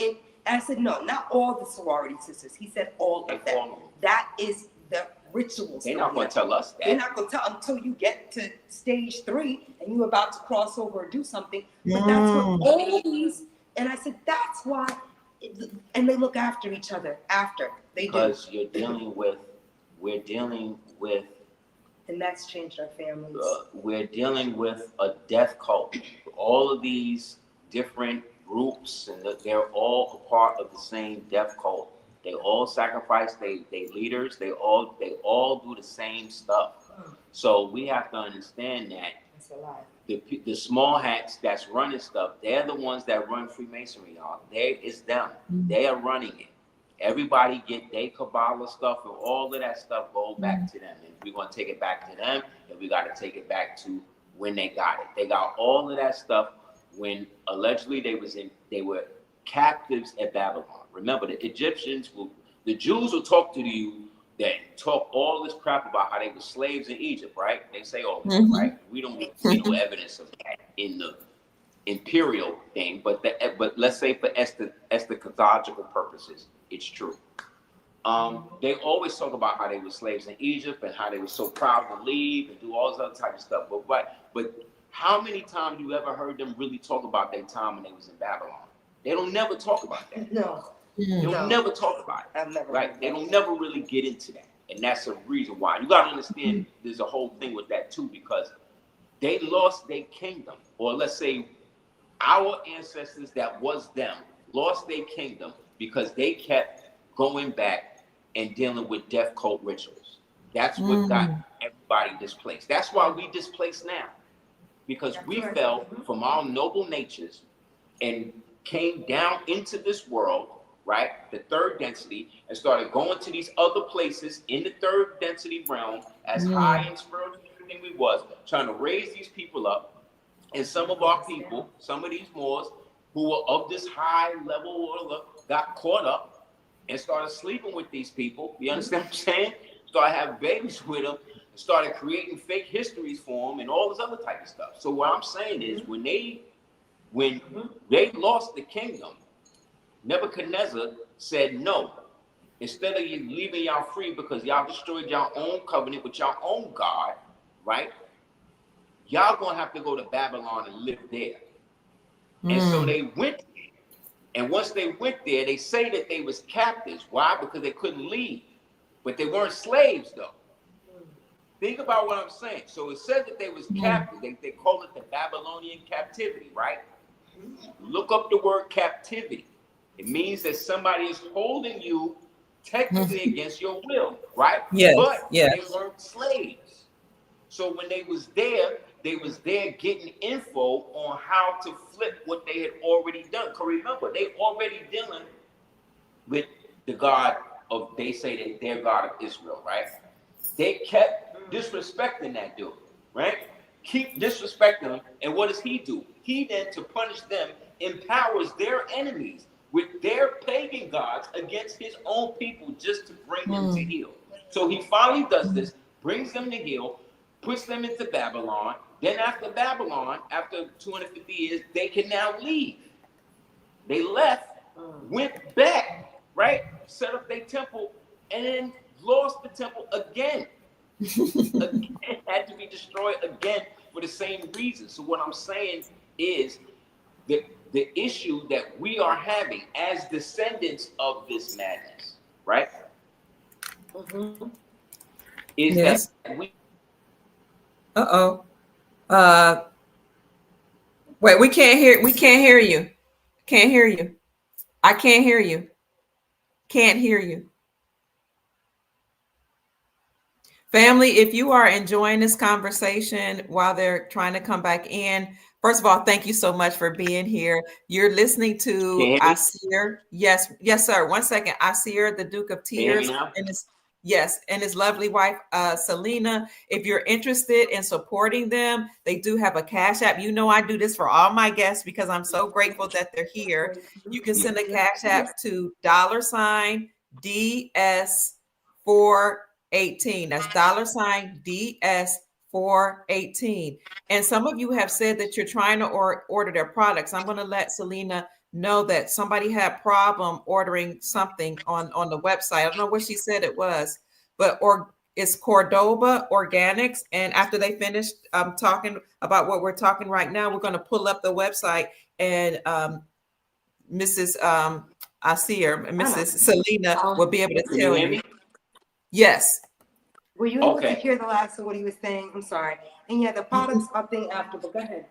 The last part I was just going to say was that once they got into captivity and got freed out, they started to create different cults that they could control based upon what they learned under that regime. And most of the things that we understand as occultism and Freemasonry and these types of things that these people are dealing with, a lot of that stuff has been so overly done. And because it was based on an older system, an older modality under almost a Piscean system, we're now in an Aquarian system.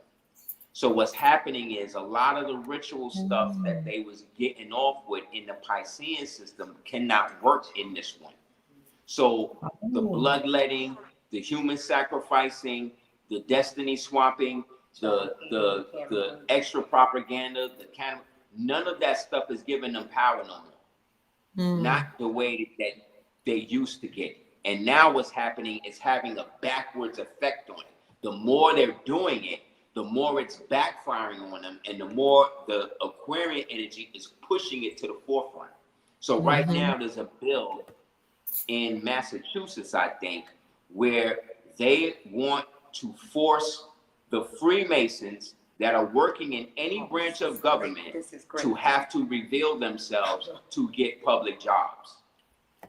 If that goes viral, if they start to make that a thing, things will start to change overnight. You know why? Because now everybody's outed. Now the RICO thing that has been running through the occult apparatuses of these death cults, like the police, like the DHS, like the FBI, like all of these different things. Now they're on blast. They're all on blast, and now you'll be able now to see the through line connection between the little blue lodges, the FAP, and all this stuff going all the way back to the top. Because to say that all, let's say, Freemasons or people into fraternities are evil and they're all trying to kill it, that's not true.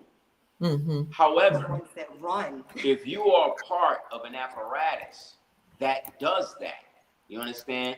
Where at the very top, they are using your spiritual and physical labor to achieve the ends that we're talking about, then you may not be doing it. You're not directly responsible, but you're a part of it. Of the energetic. You're guilt by association because you owe yourself into that, right? So anybody that takes an oath is obligated.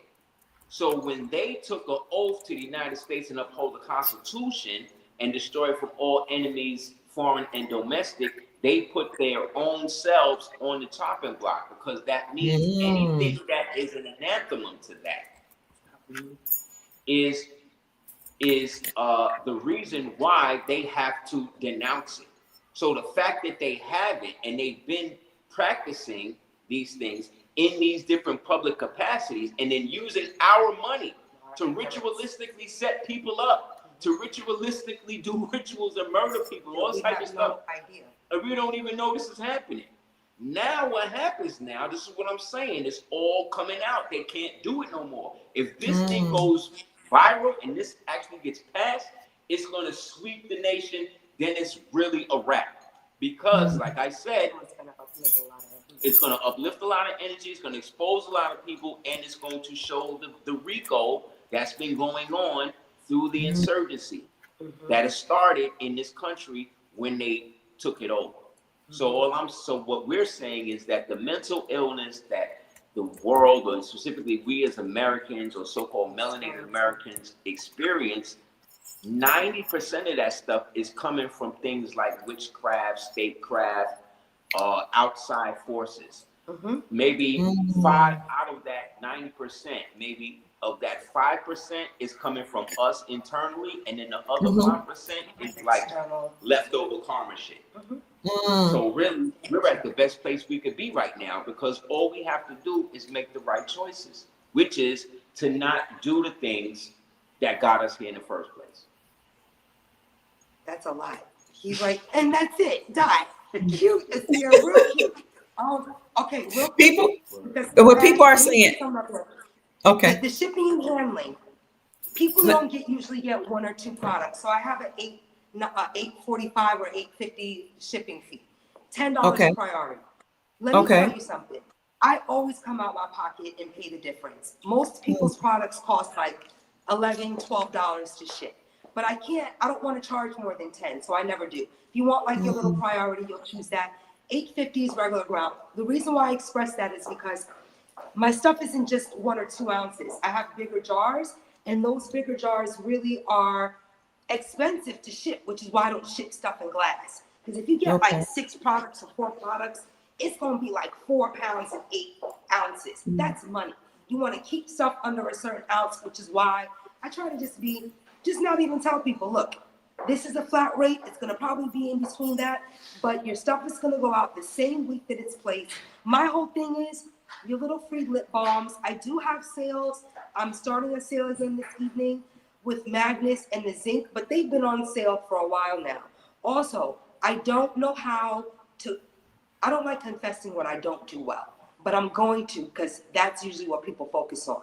The QR codes, I'm not good with all that stuff. I run my whole website and the orders and the ingredient. It's a lot to micromanage. So I don't diss myself for not knowing how to do the little codes that people might want. What I can do is a sale, so that when you go on the website, you'll see 20% off, 30% off, and you'll see that the item's on sale. It takes a really long time to choose which items I might want to sell on sale. So you just got to look through stuff and see which ones are available. The email goes out when I do sales like that, so you'll know what's on sale. Anyway, everything.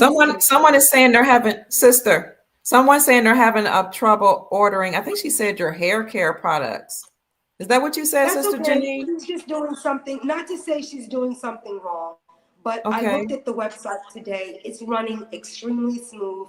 There's no glitches or anything. Yeah, hair products. Okay. Sometimes people just get a little overwhelmed, which is Okay. fine, but everything is running smooth. If she can't select something, sometimes people are like, oh, I can't find. Just go through the pages. You can hit hair, body, skin, and all of the hair products will pop up. Can we I go try to over the keep- website? Can we go over this right quick where you can, I've Go just ahead. pulled it up. Yes. Okay, so this is the home. It's Cordoba Organic,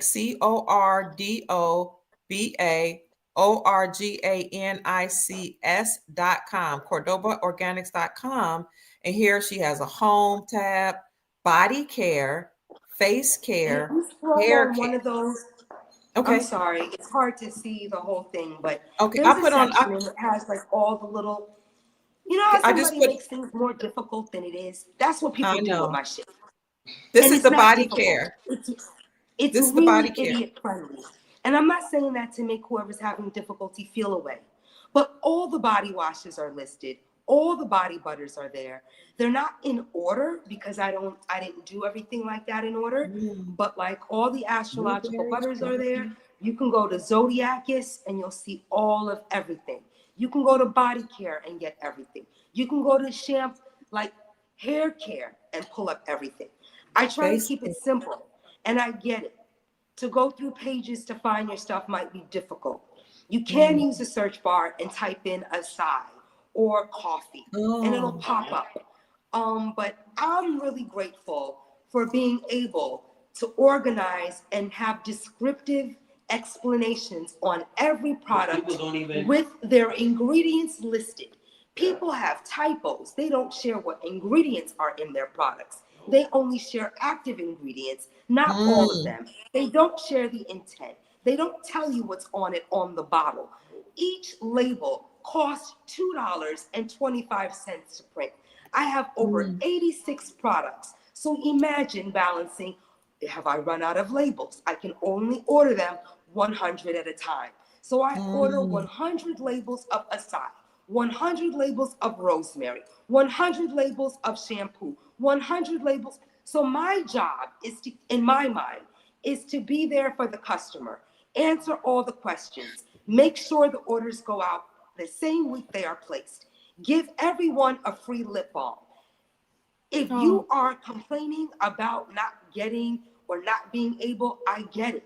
But please give a sister some applause for having an organized website and an organized business where your questions will be answered. It is not a bot. It is not anybody but me answering. Because God forbid I don't answer people specifically. And it doesn't take me. Sometimes I got to take a day or two because my job is multifaceted. I like making products. I like talking to people. I like things. But if I don't turn off social media to work from 7 in the morning to 2 in the morning, you will not get your product the same week it is placed. I don't just have 5 or 10 orders anymore. It is a full business. But I don't need to share the details on how, because my job is not to confuse a customer. My job is to say, whatever you want, it's there. I don't go out of sale. I won't run out of inventory because I make everything by hand. And if you like it, I don't think that I should sell out. I think, oh wow, this is selling well, let me make more of it. My job is to run the products, make sure all the ingredients are in each one, make sure they're available from 2 ounces to 16 ounces, to have variety for over 85 products. So I don't really take anything personal anymore when someone's like, oh my God, I couldn't find. I'm like, well, she didn't look. I can't hold, I can't really, sometimes I laugh because somebody will say, oh, I looked and it's being shipped to, so everything is printed electronically. So if you type your address wrong, That's where it's gonna go. I hate to say it's your fault, but it's on you. Please pay attention. Don't just send, some people have ordered for me for a while and they'll just go, oh, I live on Jerome Street. I know it's Jerome Street, but I can't memorize everybody's apartment and I don't write anyone's label. And that's just to create an air of professionalism, to make sure everybody gets the same treatment. And honestly, it's been going great. I love what That's I do. great. But I do understand some people might not, oh, I want this to be, I cannot sell my products for the price of shea butter products. If people are selling shea butter products the same price as mine, that's on them. But I don't sell shea butter. Shea butter is cheap. My products are expensive. And I say that because you will feel and see the difference. I had a burn, real big burn mark on my arm. I used any one butter. You could use Aseer, Revive, Lemonade, Leo, Scorpio, Sagittarius. They all have herbs in them. And the reason why I'm kind of specific with this is because it's not like you can pick something and go, oh, this is going to be wrong. I picked the lemon and it's not going to work for my scars. I picked the Aseer and it's not going to work for my athlete's foot. I picked the OG butter and it's not going to work. They're all going to work for healing your skin. And that's something that I'm so grateful I could stand behind. Nothing will break you out. Yes, if you have sensitive skin, use the rose clay, the banana, the whatever. But if you don't have sensitive skin, you can still use these things. I just made them for people with sensitive skin because those were the problems that I was coming up with. And I wanted to also be able to use everything in my line.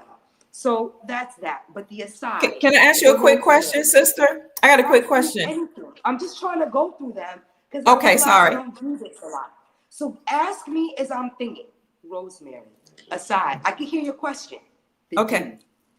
The lemonade. Is it just for Black people? Is it just for melanated people? Can Caucasian people use it? Let me tell Asian? you something. We have to watch what products we use that white people create because they have different skin. They can use niacinamide. They can use hyaluronic acid and it won't mess them up because they ain't got no color. Ain't nothing there to erase. I'm sorry. They're not melanin enriched. But we can't use all of white people's stuff because we have different skin. White people will always benefit from our skin products because their skin can benefit from anything that we're making. It's not going to take anything away. Some white people go, well, I can't use your hair product. My hair products are made for all hair types. But if you have white, straight hair, just use a little oil in a spray. Because my stuff is concentrated, it's going to be too oil rich for your hair.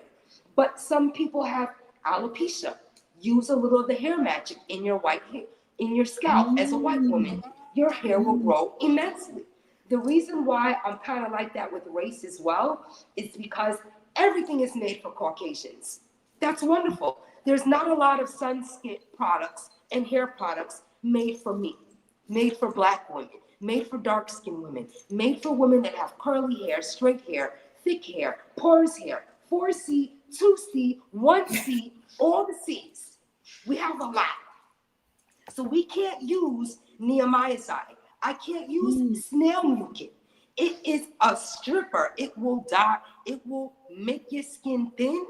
You won't be able to tan. So I love all the girls that are getting light skin and don't want to tan. But you can't go in the sun now.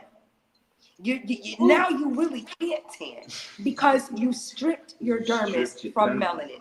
So I'm going to say, all white people, all Asian, I have a lot of white customers, a lot of Asian customers that love my stuff. But most of them have psoriasis, most of them have eczema, very few of them have hair issues. The ones that do, thinning hair, and they love my products, but they'll be like, I can only use it at night because it's really thick and I gotta, whatever it is, herbs need a carrier. So yeah, you could drink a tea, but if you're applying it on your hair, you don't want it to be in a safflower oil or something that's soy based. It's bad. It's not good for your son. It's not good for boys. So I try to be very specific about what I make and how I do it, because I know I can't find anything that's going to feel like this. And that's really where I humble myself and say, don't worry that you don't have a storefront. Don't beat yourself up that you can't do that. Stop comparing yourself to people that look like they might have had parents to help them. They might have had an investor. They might have had some money. Who knows? It might be a scam. I just know that I don't do that. And since I stopped doing that like 12 years ago, things have just been great in my life. Don't compare yourself. Ether is really good. But then we have the OG butter. The OG butter has onion and garlic in it, but it's masked so well that it's just great for fungal situations. If you have cold sores on your lips, use the Vaselina.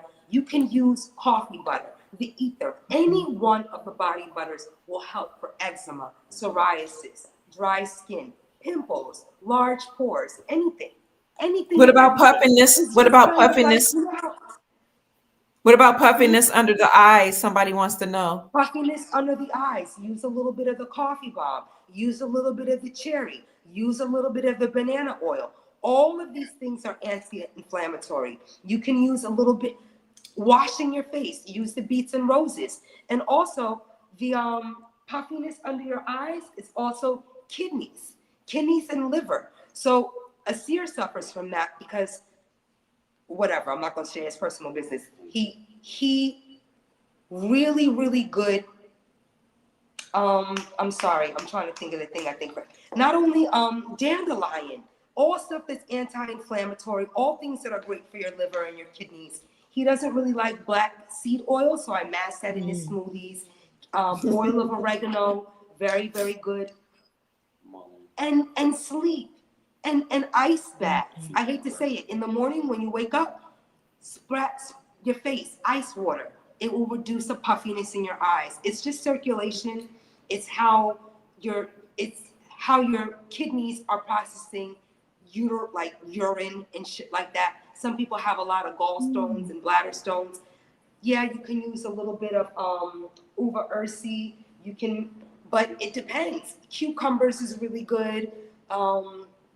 My products for puffiness of the face: dew, cherry oil, banana seed oil, the foy, the coffee bomb, the Libra is really good.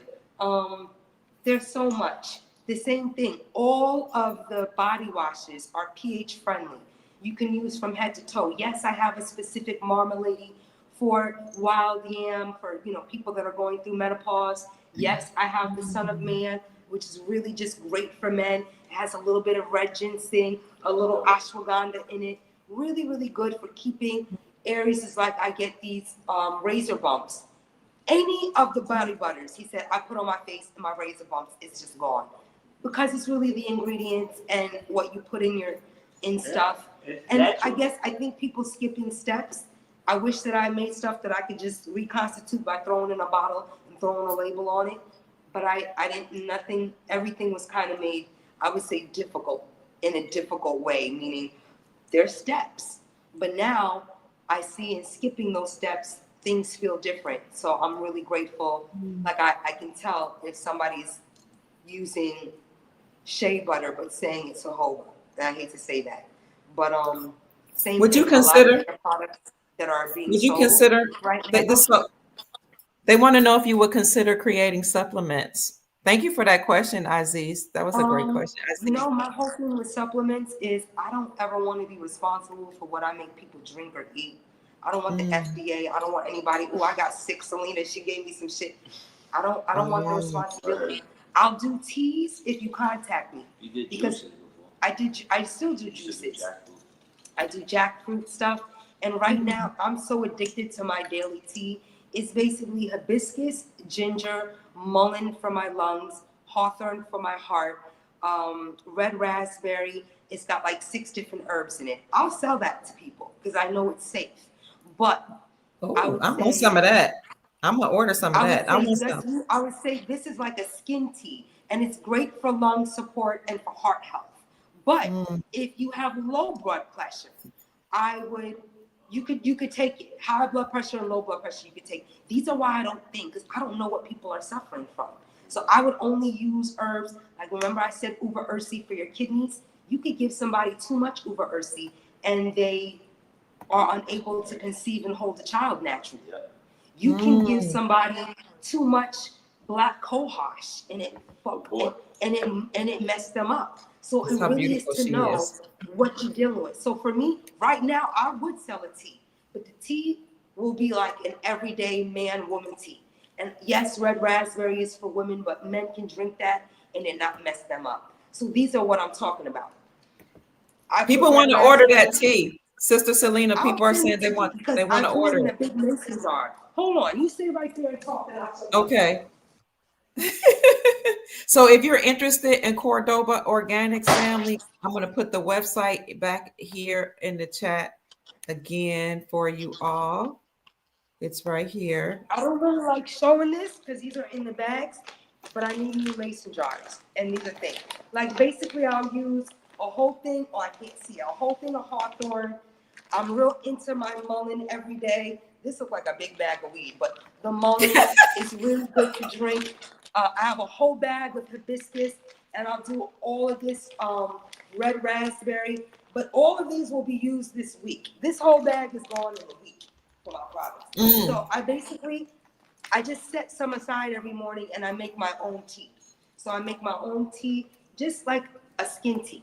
Hibiscus, like I Okay. said, the things that I need in it. But I don't really want to do supplements because I don't want to be responsible for what people put inside of their body, if that makes any Mm. sense. Mm-hmm. I Mm-hmm. think it can be kind of dangerous.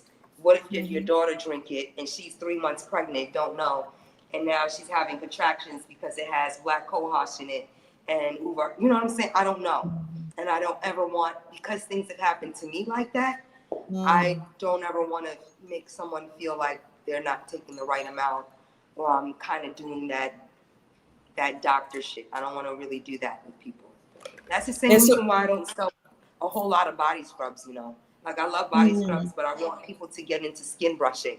So yeah, I can sell sugar and this and certain ingredients, but I'm always like, why don't people just skin brush? That's kind of why I don't stretch myself in making bar soap because I really wanted to figure out how to make a liquid soap because I just like liquid body soaps. So shout out to people that do bar soaps, but it was more work for me in my space. I couldn't do it the way that I wanted to. And mm, liquids I could. That's really why I kind of stayed focused on what I could do. Yeah, I can make teas and all that, but it's gonna take me into making teas and the ounces and the I don't oh my God, that's gonna drive me crazy. It's like exact. You gotta be exact. I think you should be. But I might put just a power tea up. Just say this is the everyday tea that I drink and it's mm-hmm. unisex and y'all can enjoy it. But other than that, I want to get off because I got to make these products and put this stuff in envelopes tonight. Did you have any other questions? Any other questions? Yes. Where can they get the comic books? I suggest W.R. you get Terry. there. You can go to Oh, www.aseertheducateers.com. There's a link directly there that'll take you. But I think I sent you the one too. you did. This is actually. I'm going to Thank put you. that in the chat, but family, in the description section of the video, I'm going to put all of their links. But like yesterday, I could have rushed to the post office. I usually rush there by, get there by 1 o'clock on Saturday. Mhm. But because this happened today, Sunday, a lot of people that ordered Friday would have gotten their stuff sent the day after. But I waited. I made all this stuff and I said, no, I have a little bit to show. And it's the same thing. Like a lot of the banana products are amazing for discoloration. I could go through like what works for each, but I have so many videos on my YouTube that explains, like I sat there and explained all the astrological butters and stuff. And really, I understand that things are difficult, but the website works so smoothly. And I check it every day and there's no glitches. So yeah, I know that I would love this, that, and the third, but I don't punish myself for not having QVC codes. I'm grateful that I can have descriptions, put my new products up on my own. I don't have to wait for anyone to upload a product, teaching myself how to do that on top of making everything, on top of ordering bottles, on top of ordering labels, on top of ordering ingredients. My focus is really making sure that there is no missing ingredient. So it's an everyday conversation with herbalists and certain places that I buy stuff from, because I just have to make sure I have a certain amount to produce every week. So that's where my focus is at. Answering questions, being present for people, and being all right with knowing that I can't do social media stuff like this every day, knowing that it's a lot, and being grateful for opportunities to be on shows outside of my own platform that will reach other people. That's all I can do. But I'm not, there is no Facebook, Cordoba, whatever it's there or not. I don't even know when it was somebody posted on. I don't do any of that. It's too much work. I can't make all this and then post every day. So yeah, some people, oh, I can help with that. I'm good. I'm good with what I can do on my own. And the employees that I do have that just put labels on stuff and help with shipping, that's the only thing that I could trust won't mess up the consistency of the products that I make. I don't want to yell at somebody for not putting 2/3 cups of this into it. I don't want to do that. And I know how to make everything. So I'm okay with it. I'm okay with doing all that. And with sharing with people, I don't want to charge more than $8.50 for shipping, but know that those differences all come out of my pocket. And I just don't tell anybody, because I'm like, well, somebody gave me $8.95. If it's $12, that's just $4. I'm good with that. And that's also why I do what I do the way I do it, because it's not just glass jars that I'm charging all this money for. And that's about They want you to guys. make a I love holistic y'all. medicine. They want you to make a holistic medicine book, Sister Celina. Yeah, I'm Who is that? working on one. I actually am working on one. So yes, Who is that? I am doing that, and I'm working on something else. It just takes a while, because all my free time is going to like resistance band and doing yoga and working out. I'm really into like lifting weights right now. So we're getting older, so I'm trying to, I'm thankful I could drop and do 30 push-ups, but I have to do that or else I won't be able to do it. Like I can't skip a week because I'm just really trying to focus on not letting my physique and not letting the things that give me the energy to work all day go. Because if I don't work out, I don't have the energy to make products till 2 in the morning. I love y'all. I gotta go. Okay, thank you. Thank you so much, sister. I'm just going sister. to use the bathroom real quick. I'll be right back. Okay. I don't want to keep y'all too much. They have questions for you guys. You want to come back another time, Brother Aseer, or do you want to answer some more questions? If you have like 1 or 2 more questions, if you have, I'll answer it. Somebody wants to know, what do you think about 3-1 Atlas, 3-eye Atlas? That's the question for you. Atlas. Yes, sir. If anybody goes to my YouTube joint, I did a video specifically on that. It's another scam, It's another scam. 3-eye Atlas. It's another scam. It's another. I mean, for it to be real, we would have to accept that space is real. If we're accepting that space is real, then we're accepting that we're traveling, around the sun, and then there's little moons traveling around us, and then we're traveling around the other planets in the moon. Like all of that's like, if you believe one part of it, you gotta believe the other part of it. That's the problem with it. You know what I mean?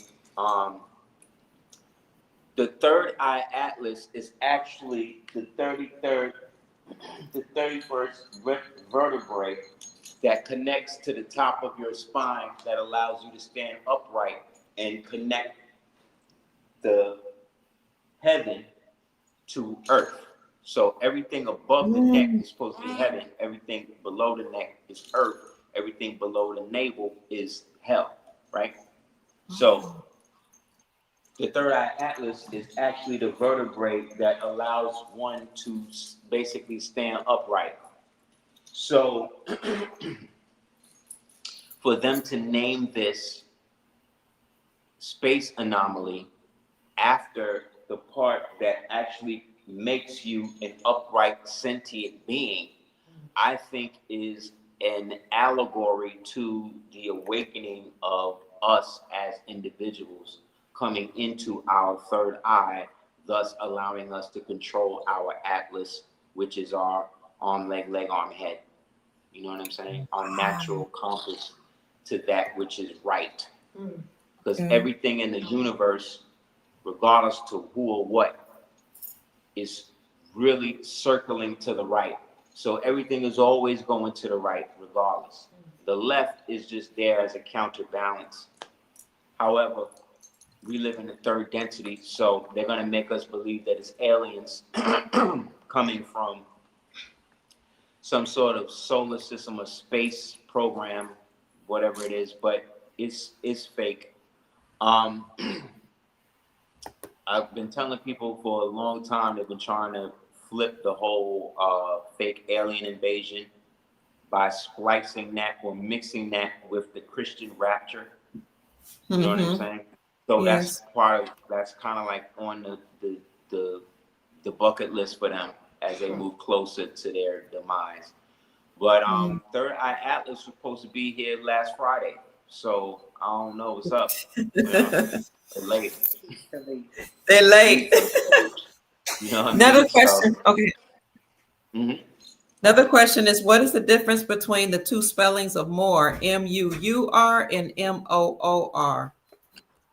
Good question. The vowels, basically. That's it? The vowels, basically. I mean, they're gonna make it. I mean, no, not really. Exactly. It's in Henry versus Turner, in which the United States brought to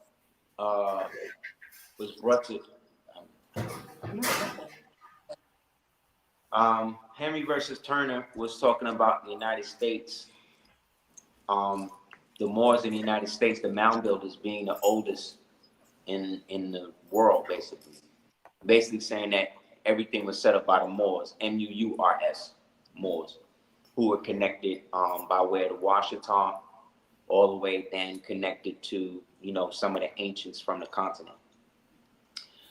So only within the past year, I've been a Moor for as long as I can remember.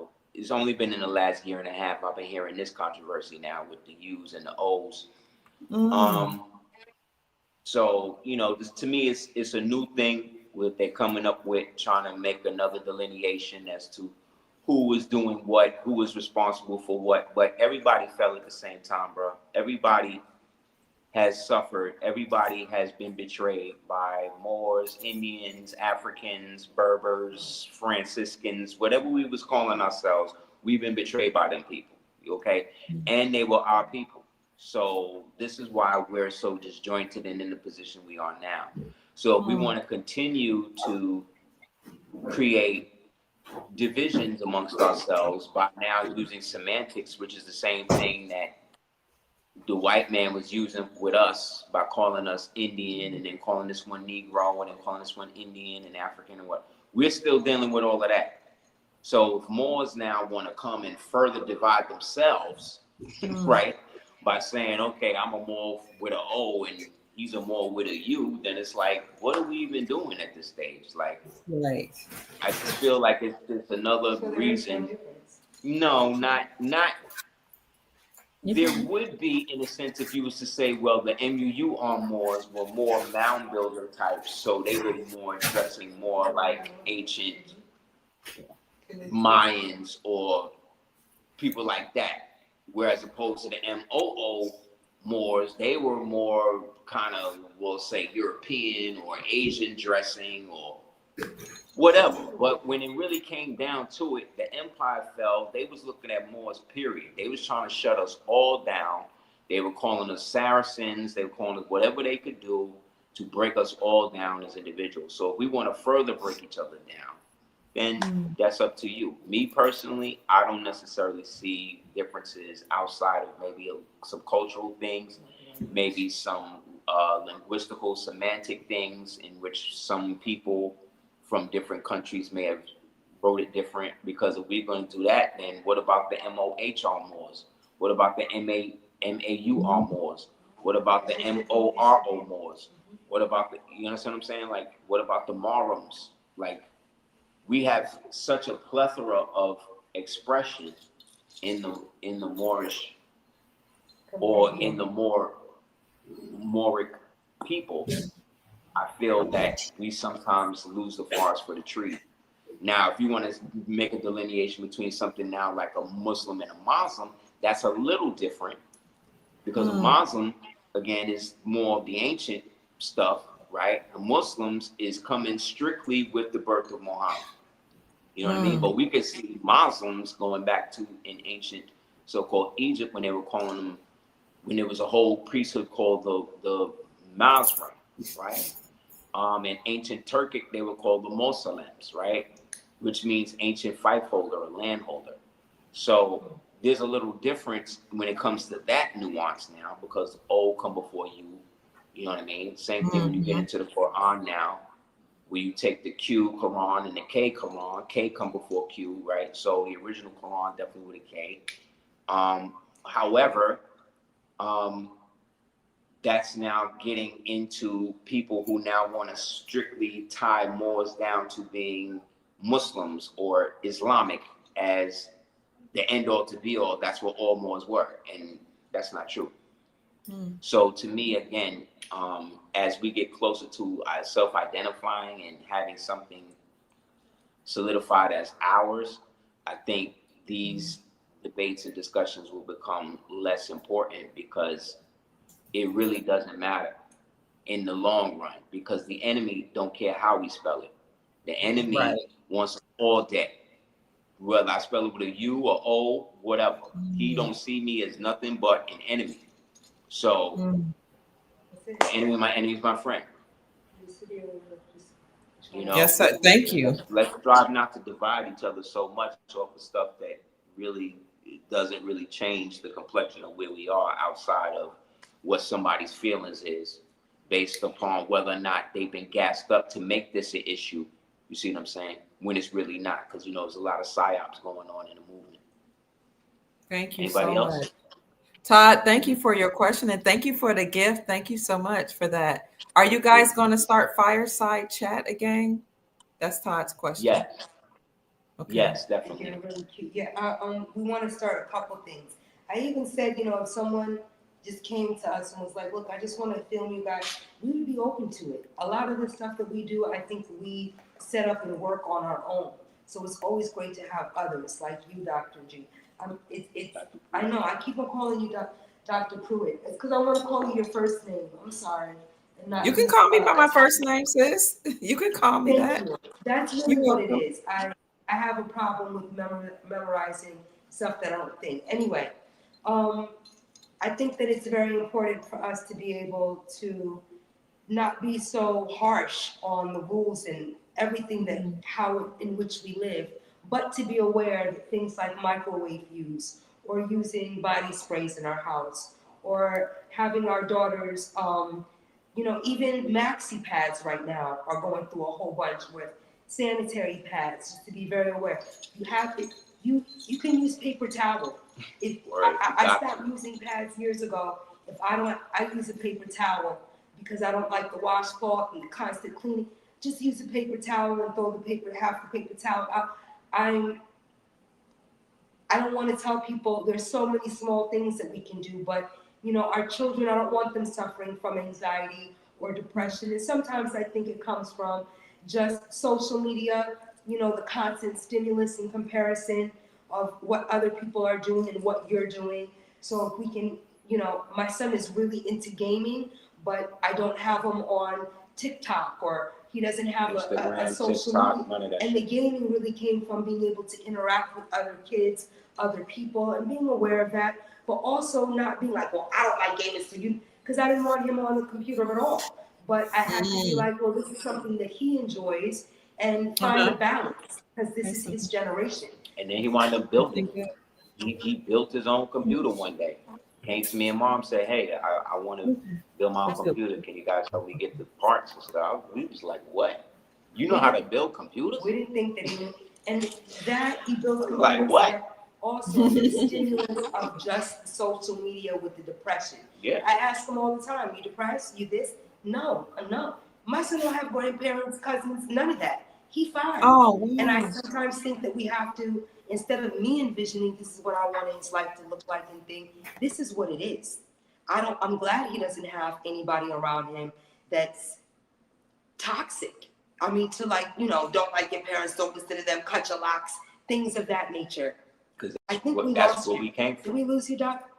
Did we lose you, Kia? Can you hear me? I'm here. I'm sorry. I was Oh, talking to my yeah. grandbaby Okay. and my I son. thought we lost you. So it's just little stuff like that, but it's got to be something that all of our children under 20 are really. Is that your grandbaby? That's my grandbaby. Her dad came to pick her up. Hi. She got a cold. I didn't She see said, her. say I'm hi, sorry. baby. I know we all have family around her. I'm gonna let you Hi, Hey, Mama. beautiful. I'm gonna let your grandma go in a second. Yeah. She's been so good to us. You Yeah. don't even know how good you got it, girl.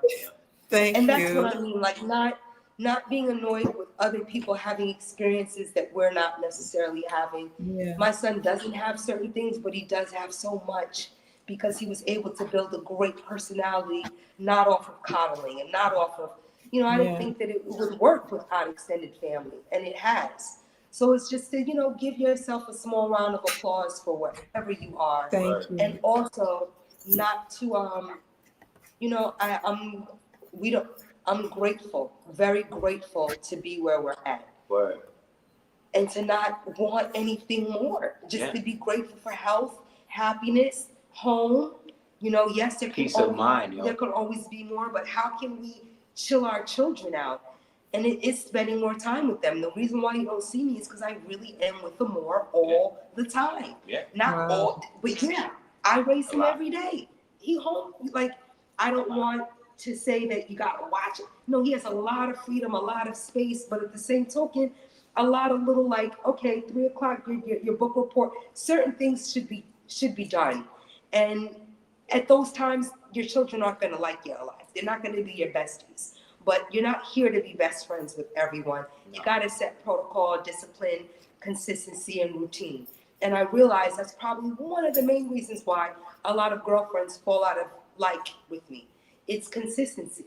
It's consistency. Elders know, but I'm talking, people my age or nobody wants to wake up and work out. It's annoying. I hate resistance exercise.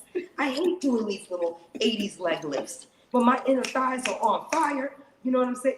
Certain things that I'm grateful for, I can't be like, oh, look at the excitement of how great it feels to be, in shit. No, not everybody want that. Some people have the luxury of having. If I can look like this, sis, I mean, tell me what I need to do. All of us Tell be me. able to be grateful. I still don't have the booty that I want. My boobs go down when I'm like, let me stop. Certain things you just gotta love on your own. Yes. My titties saggy. I breastfed for 2 years. Unless I wear a support bra, it's gonna be a little saggy. But I'm grateful that I don't have thick boobs. Let's celebrate yeah, but that's why I said you perfect body. My titties set. But I'm grateful because they gave life to somebody. Just the other day, the dentist said your child has beautiful teeth. They're piano keys, your son. He doesn't have any cavities. Amor don't get sick. He was never vaccinated. But it comes from 2 years. I don't have nothing to show for, but his teeth is strong. He don't get sick. This is why you breastfeed. Because your children benefit from it. And I can be in one room and know when Amor is hungry. Be like, oh, this nigga wants. That's real. And he see it. I go in the kitchen and Amor come right. He say, yo, I say, because I'm programmed to know when he's hungry from when we breastfed him. I'm still connected to Amor like crazy. That. We're very psychically connected through food. He be laughing. He be like, wow, Amor came right out as soon as. I said, yeah, because he knows it's food time. I gotta cook. So on top of everything, you gotta understand, I just am grateful to be able to answer people's emails, to be a presence, and to know the things that I can't do well. I can't post on Instagram and social media every day. Yeah. I can't do that every day and balance this really well and not go crazy. Yeah. Same thing, I posted a video yesterday. I haven't read one comment. I want to read them, but unless people email me, I don't read any comments on YouTube. It keeps me mentally sound. I don't change how I'm gonna Trust act. me, I get it. Not one. I don't tell people not to comment. I don't, avoid comments from being made. But I personally don't go back and read one. There might be encouraging good ones. I'll never know because my mind is on the next video and not caring so much about the feedback. Do you That's do it. consultations if somebody wants to know like what product do I need for my skin? Okay. How can they reach you But for I'm honest with consultation? people. I don't want to take somebody's $100. I don't want to take somebody's money for a phone call if I could just tell them what might be good for them, and I don't do that. So, but if they have extra time, yes, I'll do a phone consultation with anyone. But sometimes So people should just they want to go, hey, I have a hair problem. Can you? And I'll just send them an email. It might not be that same day, but give me 3 to 5 days, and you'll definitely get a response from a real person. That's all how I do can they promise. contact you? How do they contact you for a consultation? Should they send an email or is it on your website?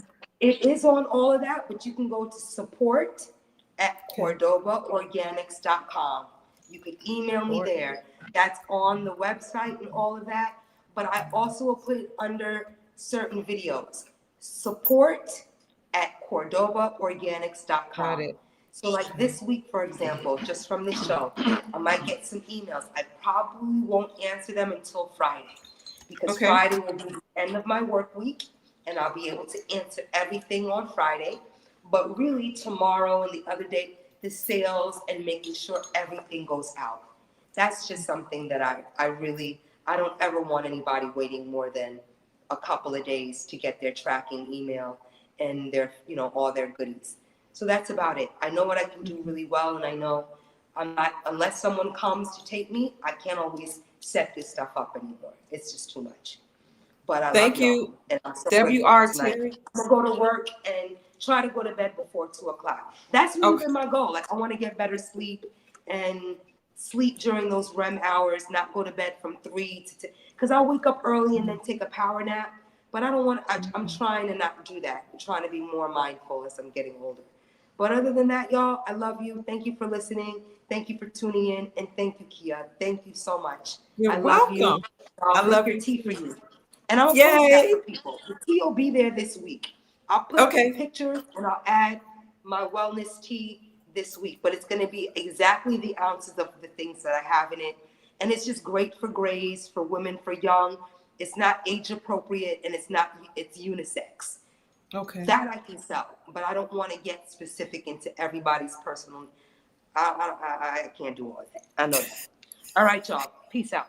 W. Terry, you said it was a great live. Thank you so much. And that might have also been you to ask if her products are for men. And she said earlier, yes, they're unisex. So Yep. this has been a Men can use it as wonderful. well. With I your, use it's them my. pretty good. Say it again. I say, yeah, I use them. So You use them. they definitely work for men. Thank you. Hit the like button. Hit the like Yeah. button, family. If you want to support Cordoba Organics, please go to cordobaorganics.com. I put the website in the chat. It'll also be in the description section, along with all of their links to all their products, the comic book, every place you can find them on social media. And if you are inclined to bless them with the Cash App, listen, everybody can use a donation right now. Okay. I don't know what their I do situation. appreciate it. I'm We telling you that appreciate I know everybody can use something, family. So you can send a Cash App to $DS418, or you can send a $ to DS Cordoba Organics. Or if you don't have that, you can send a PayPal. And the PayPal, I don't have it here. What was the PayPal, brother? It's Morally Correct Mediums, MOORALLY, Correct Mediums, MEDIUMS. Morally, MOO, two O's. Yep, R, RALLY. yes, correct Morally media. correct, yep, mediums. Mediums. Okay, I'm gonna put that up because some people don't Thank you. have Cash App. So let me put that I up appreciate here. it. Yeah, PayPal capital family. M, capital C, capital M. Okay, let me do that. Let me do it over then. PayPal. Thank you. You're welcome. Any final words you'd like to say, Sheik? You are a Sheik, okay? And can you tell us what a Sheik is, and then give your final words? Shukran. Um, Basically, Oh, a sheik is more or less like a trustee. You know what I mean? Somebody mm, who's there to help preserve the uh, the bylaws of uh, a particular Moorish community movement. In the modern context here in America, the Moorish American sheiks usually are ordained or come out of the Moorish Temple of America, Divine and National Movement. mm. Um, we spell our sheiks with a K. Oh, The Pale Arabs spell their sheik with a KH. You see what I'm saying? They always okay. doing the opposite. And because we Mm, are different, you know, we have our own customary values that are very different from theirs.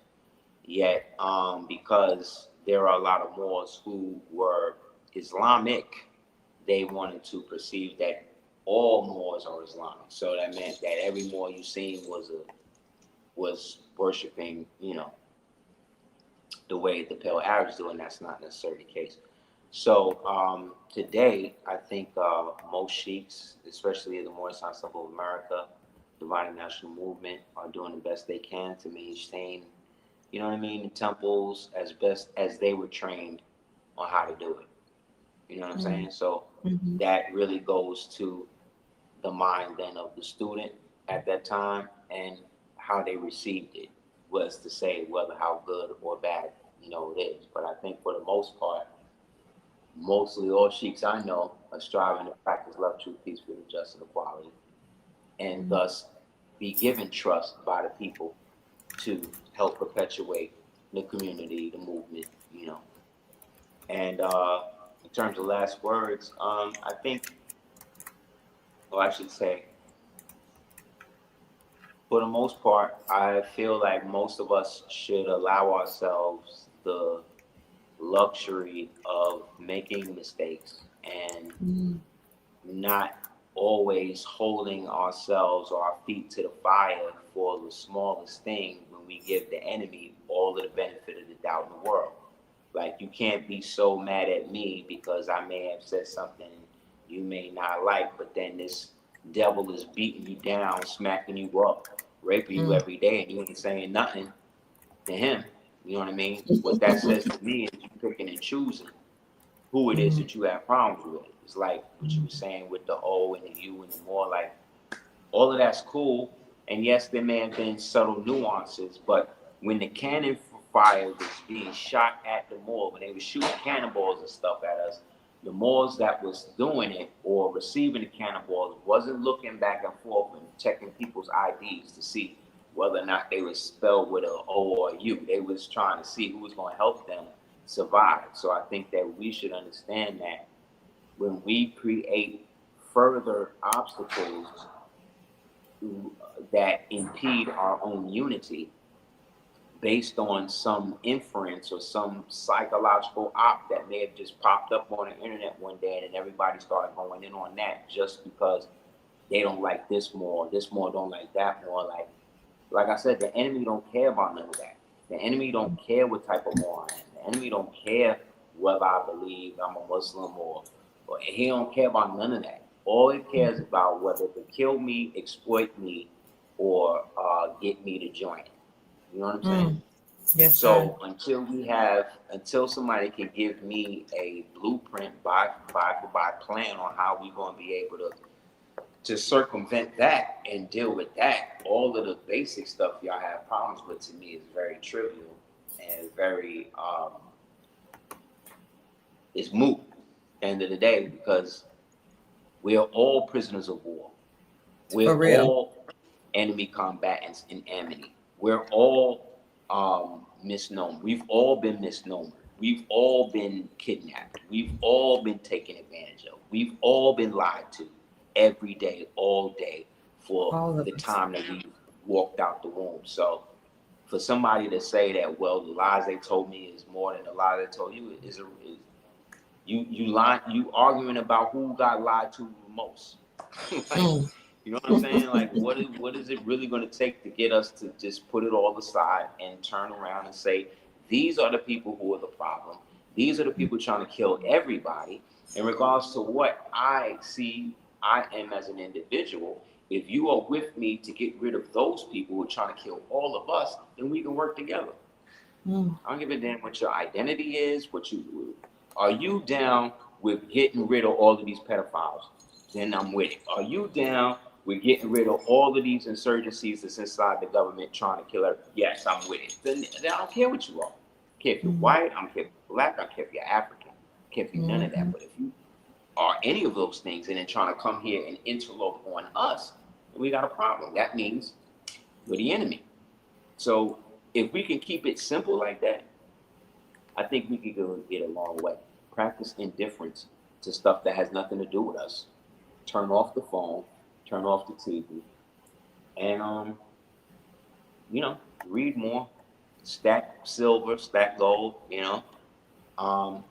Don't support any of the obvious psychological operations that's going on, whether it be the TPUSA thing, the fake Charlie Kirk hit, the fake, Erica Kirk, Honey Pop cutout. Now they bringing Nicki Minaj in because she got to rebrand, just like they're trying to rebrand Megan to look like a housewife, even though, you understand?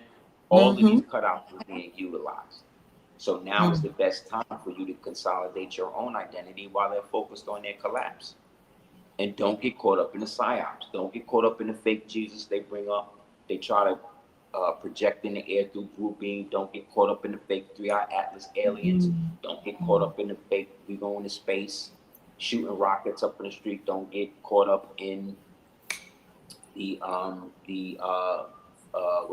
invasion, the nuclear war that they're planning.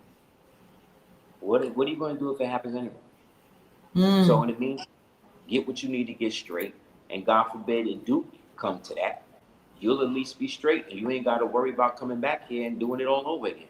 Because you'll have figured it out enough to move it to the highest octave, and you can just look back on this like a bad dream. So yes, sir.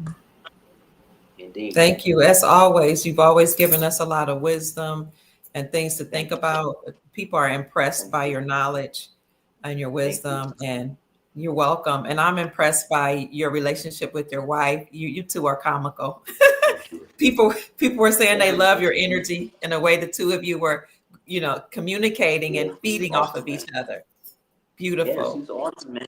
She's the one when I was going through it, and all of them malls, all these malls you see on TV now, the biggest malls and all of that and all that. When I was first coming up into this and I was going through it, and it got real hectic, the only mall that was there was her. Keep it 100% real.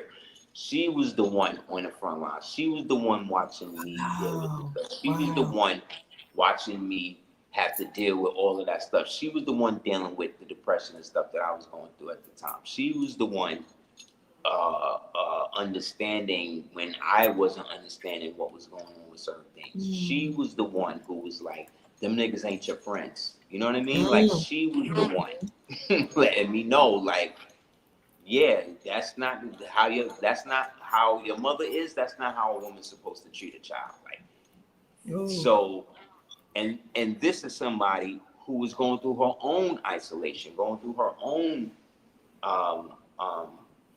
betrayals, going through her own isolational depressions and stuff based upon all of, you know what I mean? Imagine coming from a family your whole life, and then the day your mom's died, she's gone, and now your family's kicking you out. Like, how could you deal with that? Like, think about that. You know what I mean? And then you the youngest, and then you gotta be the strong one for your older sister on top of that. That's a lot. And then knowing you got all these friends around you, female friends around you, and none of these bitches is around. None of them is trying to hold you down. Nothing. They acting almost like they don't want it to rub off on them.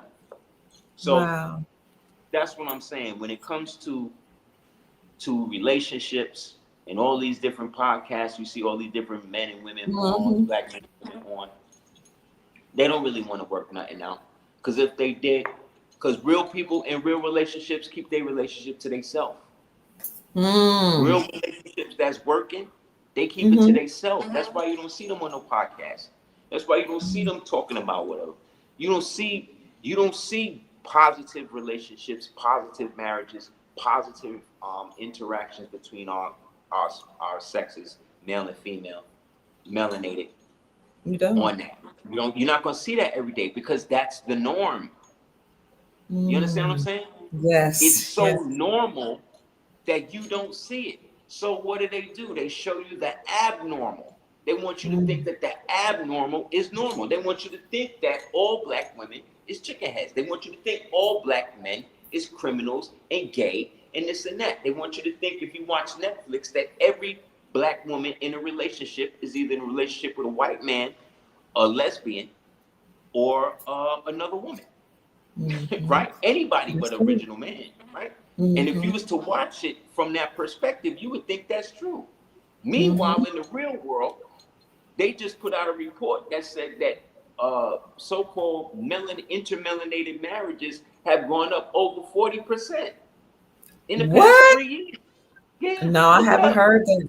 Mm. Yeah. I have not Again, heard they're not that. gonna tell us that. No. And this is between us. So that means that Mm.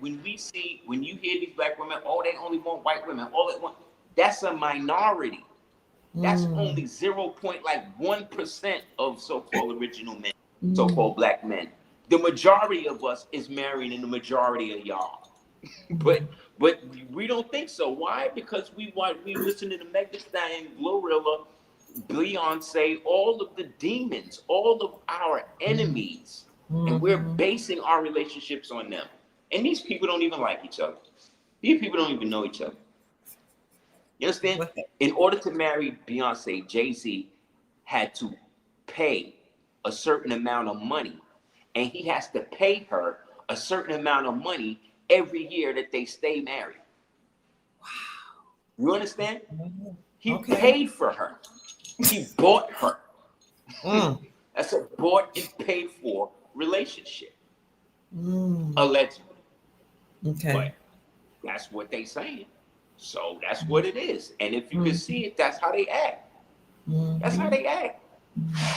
So again, people who are in positive relationships, stay within them. Uh, Maintaining a worthy relationship is better than starting a new one. You know what I'm saying? Love the one you're with. You know what I mean? Support your own community and understand that what you see on TV is fake. It's All fake. of them Playboy, all of them athletes that you see married to white women, that's because they're a part of that 1% I'm talking about. It's only one, maybe 1.2% of our Mm. entire so-called race here in the country that's into so-called interracial relationships. Mm. You understand? That's nothing. That means the majority of us are together. That means the majority of us are actually having babies and working Mm. it together where it's working. What Mm. we are not understanding is they will never show us that. So they're always going to allow us to see the worst. So Mm. all you gotta understand is the more bad stuff they showing you means that in the reality, the opposite is happening. Mm. So if we start looking at it from that perspective, you can look at Tyler Perry and all of these horrible shows on Tubi that make us look like animals. Just know that we have turned that pain into profit, but that pain Mm-hmm. and profit is no longer reflective of us in the reality. Our reality is actually the total opposite of that now. We just don't realize it because we are constantly comparing ourselves to fictions that don't exist and have Mm. ceased to exist. We're actually farther along and more together than we've ever been in our Wow. lives now. And now we have the consciousness to back that up. So we can't lose, man. That's so encouraging to hear. Thank you for bringing that out because the bad media is so loud. Social media is so loud. When you see the And who fighting own back all and of it? forth. Who What'd you say? own all the social media? The small hats, Well, right? There you go. So is there any wonder why it's horrible? mm, If it's any wonder why, we only get lies every day from it. So again, just know that what you're seeing, if it's negative, the opposite is actually the reality. If we start living like that, you know what's going to happen? These things are just going to have to cease because it don't work. Y'all want to see something change? Stop going to work. So look at what's happening in Bulgaria right now. Shut the whole country down, switch the whole government, because just like in Italy, everybody said, we're just not going to go to work. We're not going to fight. We're not going to protest. We're not going to do nothing. We're just not going to go to work. And that's going to be it. And look what happened. So imagine what would happen with us here. What happened? I don't know what happened. What happened in Bulgaria? Look at what y'all did to Target the other day. Look at what y'all been doing. You just literally shutting corporations down like it's nothing. And we just act like we don't got no power. Like we ain't got no choice. Just stop paying them. Stop paying them.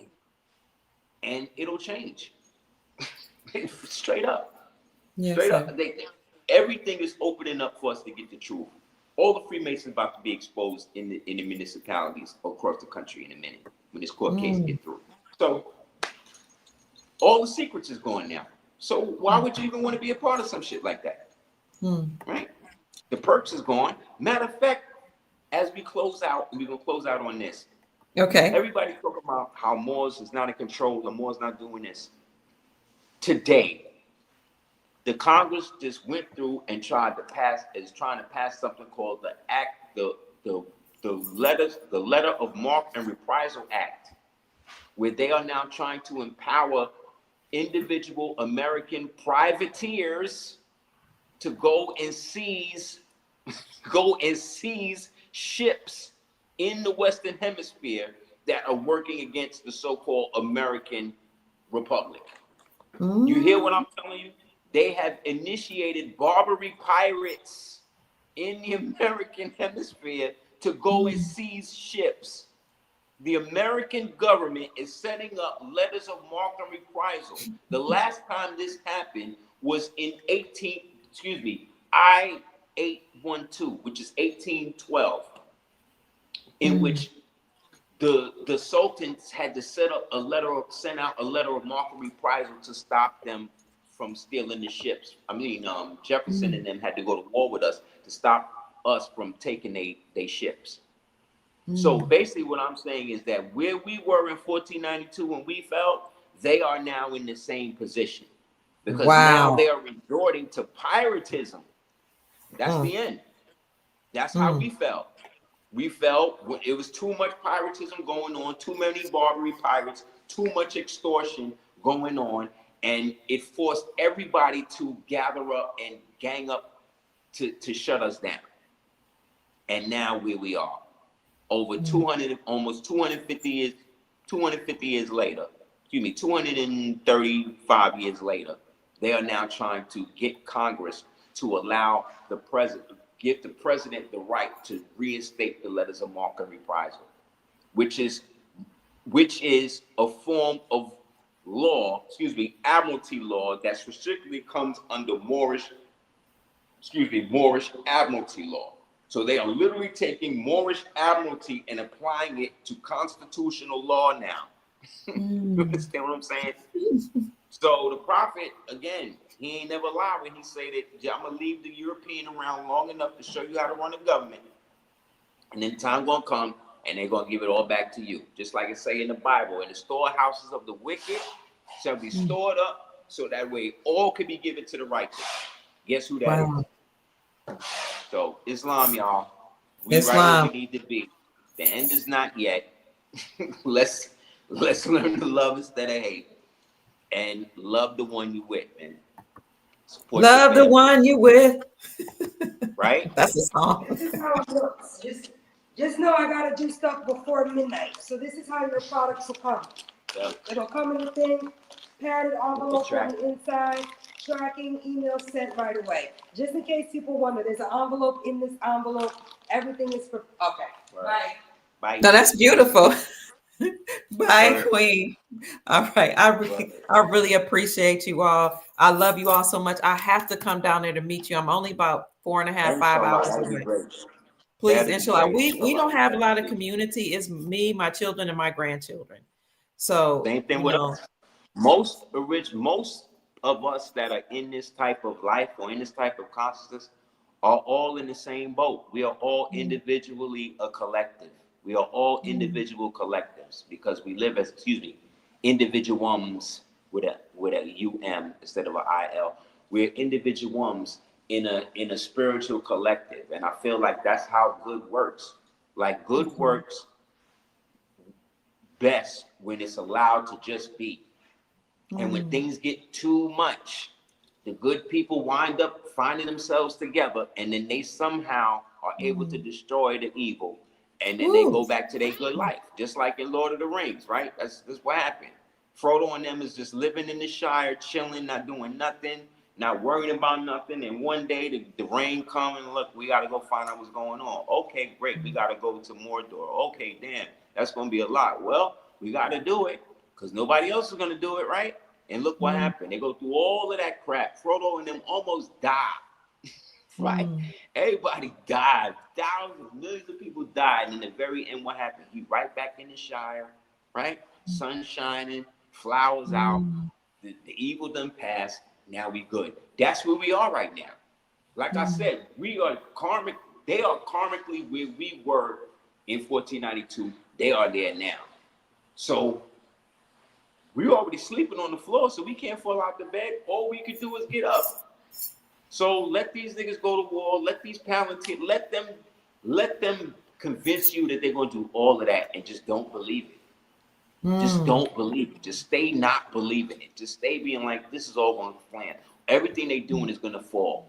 Every day I wake up, I be looking in the sun, gazing sometimes, just gazing into the sun, like just everything that they are doing. Just destroy it. Like I just be talking to the sun sometimes.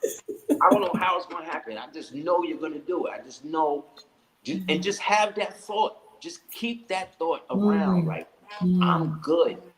This whole thing is gonna collapse around me. Me and my family are gonna be good because I know I'm doing something every day to move me and minds to that reality. I'm moving the timeline. I'm moving my spiritual consciousness to the right timeline that I can be in, so that way this whole shit could collapse and I can be in the proper timeline to receive the benefits of the collapse. We all do it every day. We just don't do it consciously. Do it consciously. Consciously think about the timeline you want to be in and the one you want to see a better world in, and go to sleep and shift yourself to that. Wake up in that timeline. This is what they all telling us they doing. So if we don't do it, we're stupid. CIA manuals are telling this. Crowley is telling this. They eating babies to do this, bro. We ain't even got to do that. All we got to do now is think about it and speak the word, and it's supposed to happen.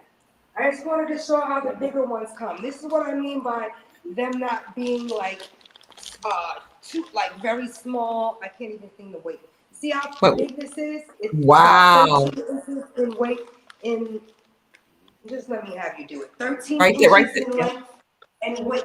Some people get more than 3 items, and this is not $8, but I don't mind paying the 13 because they gave me the 8. You understand? So that's how it works with me. That's why, can it be cheap? No, I can't go cheaper than $8 in shipping and handling because that's just regular ground shipping prices.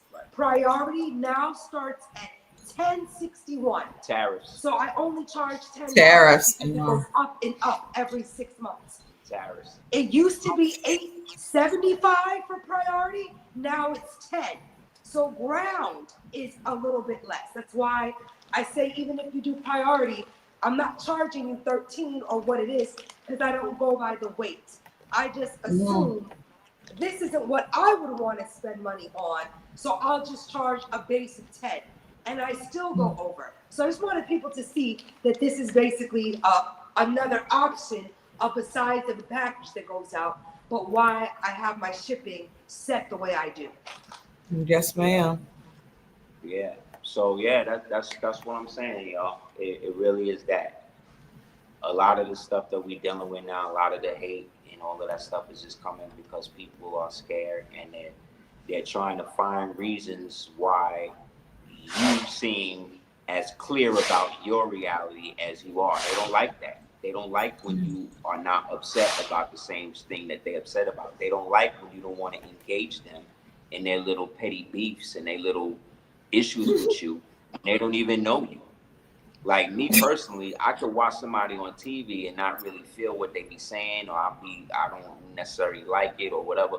But I don't feel inclined enough all the time to like reach out to this person to tell them my disdain for them. Like it's not that deep for me. I don't know you. You're a stranger. So you could say whatever you want to say about the prophet or me or whatever. But in the end, if I don't really know you like that, I'm not going to reach out to you to tell you what I don't like or what I think you should be doing about you. Like, that's just not me. Oh, so I'm not going to. No, it's the same as you being invited, like real men meet in person. Remember? Yeah. People will try to like goad you into meeting them in person because they feel like real men meet in person. All of this lecture talk on the pictures. Yeah, but again, this is a stranger. This is somebody I don't know. I can't meet strangers. This somebody who feel a certain way about something that I may have said or they saw or whatever, and then want to like try to do stuff to like try to call you out. Like they'll do things like that. Just the other day, this guy tried to say something on Facebook, and I was like, wow, I'm really sad you feel that way, brother. You know, I thought we was cool, but I guess not. You know, hopefully in the next life we could be better. And just keep it moving. Like, I'm not going to get into any situation with you because you as a man don't matter. They don't matter. You know what I mean?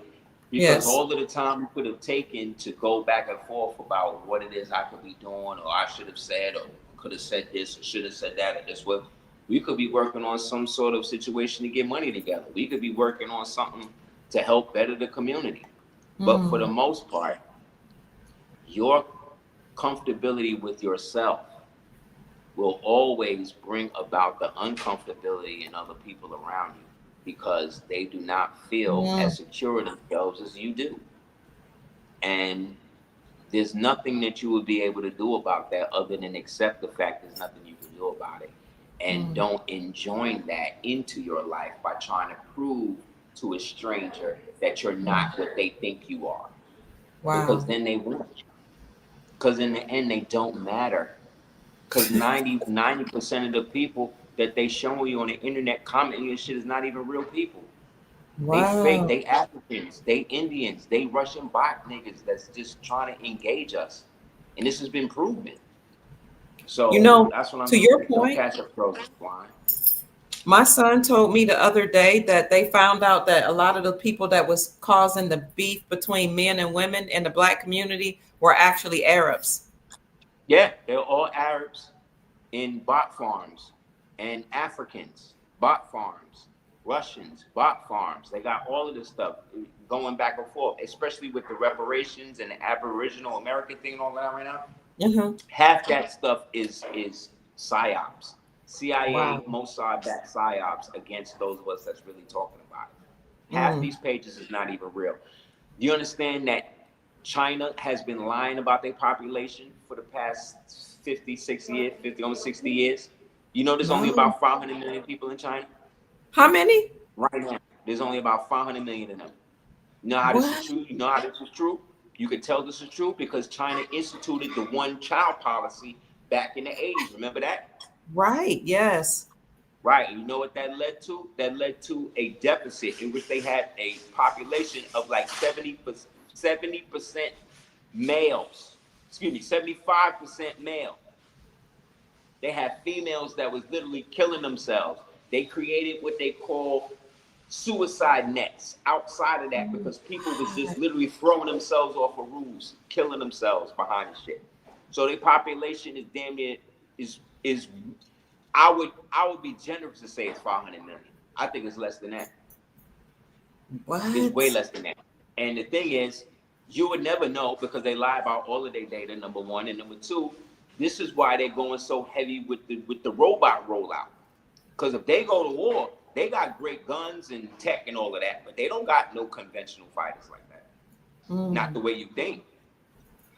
They'll be good with certain beachfront objectives, certain tactical shit, but in the long term, conventional war, the way that the old Americans would fight here now, Mhm. they're not gonna make it. They're not Because ready. everybody think that it's America is so thin. We got all these insurgents in here, and all these fake Chinese, and all these fake Africans, and all these legal fighting age men. All that, yeah, that's true. But if we was to gather all of them together, it's not even less than it's not even more. I would say, me personally, I would say it's anywhere between about, if we was to put them all together, anywhere between 500,000 to about 750,000. There's more of those people. There's more people of that in Brooklyn. Just in Brooklyn, right now, you got more than 750,000 people just in Brooklyn right there. Wow. So imagine if these dudes try to do a full-fledged assault with 750,000 people in any given area. There's going to be calamity for the first day and a half, 2 days. After that, the hammer's gonna come down, because now what's gonna happen? All the crazy rednecks, all of the crazy gangbangers, all of the weapons hoarders, all of the doomsday preppers, everybody's Right. coming out.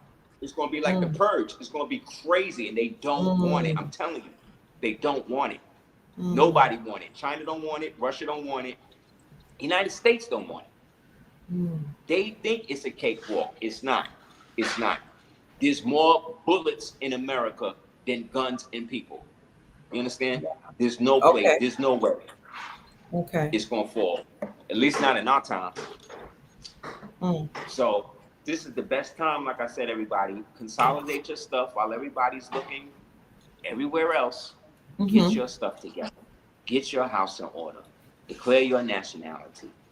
Get your family trust up. Gather your estates. Get your stuff straight. And stop worrying about what everybody else is doing. Do we need to declare our nationality by doing the paperwork? Yes, I think definitely Declaration of Nationality is definitely something everyone should do, especially if you're a melanated being born here. It's definitely a part of your right, it's part of your birthright, and it's part of your heritage. And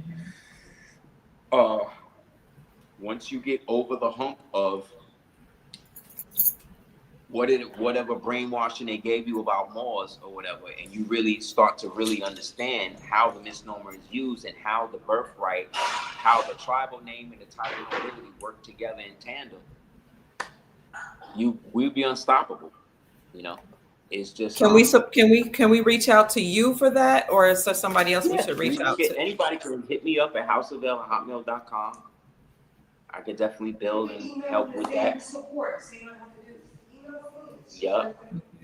Or you can email Celina at support at cordobaorganics.com. I mean, support at Cordoba Organics. That's it? Yes. Okay, support at cordobaorganics.com. You can hit me there too. And, we could build, there's definitely a lot of things that are looking up for us, as bleak and everything as it is. And if you let these demons steal your joy, you will be in the dystopian hellscape with them. The goal is to raise the vibration so much that you literally just phase out of these things, where people just don't see you no more.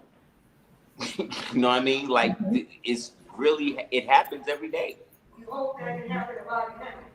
Yeah, Bobby, big up to Bobby. He's still around. He's just, again, like we said, we don't know. And this is why I've moved the way that I move in the community, because I've watched the most beloved of elders be just discarded, used up, act like he was never around. Niggas make rumors, niggas doing rituals to try to hurt him, all because he trying to teach Moors, try to teach our people that they don't have to cut chickens open and sacrifice family members and create altars and do all of this outdated technology, spiritual technology that's outdated and insipid now. It don't work.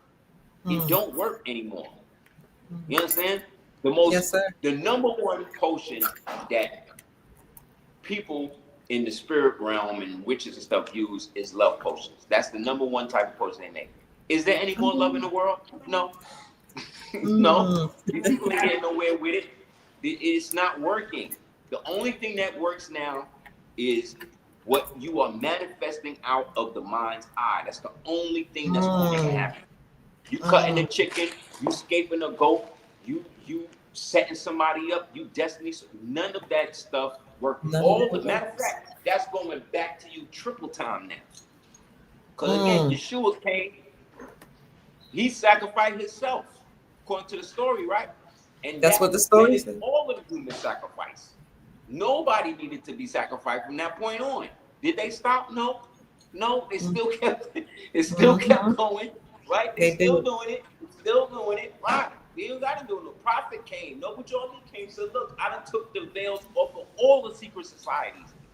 You don't need to do none of that. From that point on, all that Freemasonry, all that occult, all of that sex ritual, all that stuff been revealed.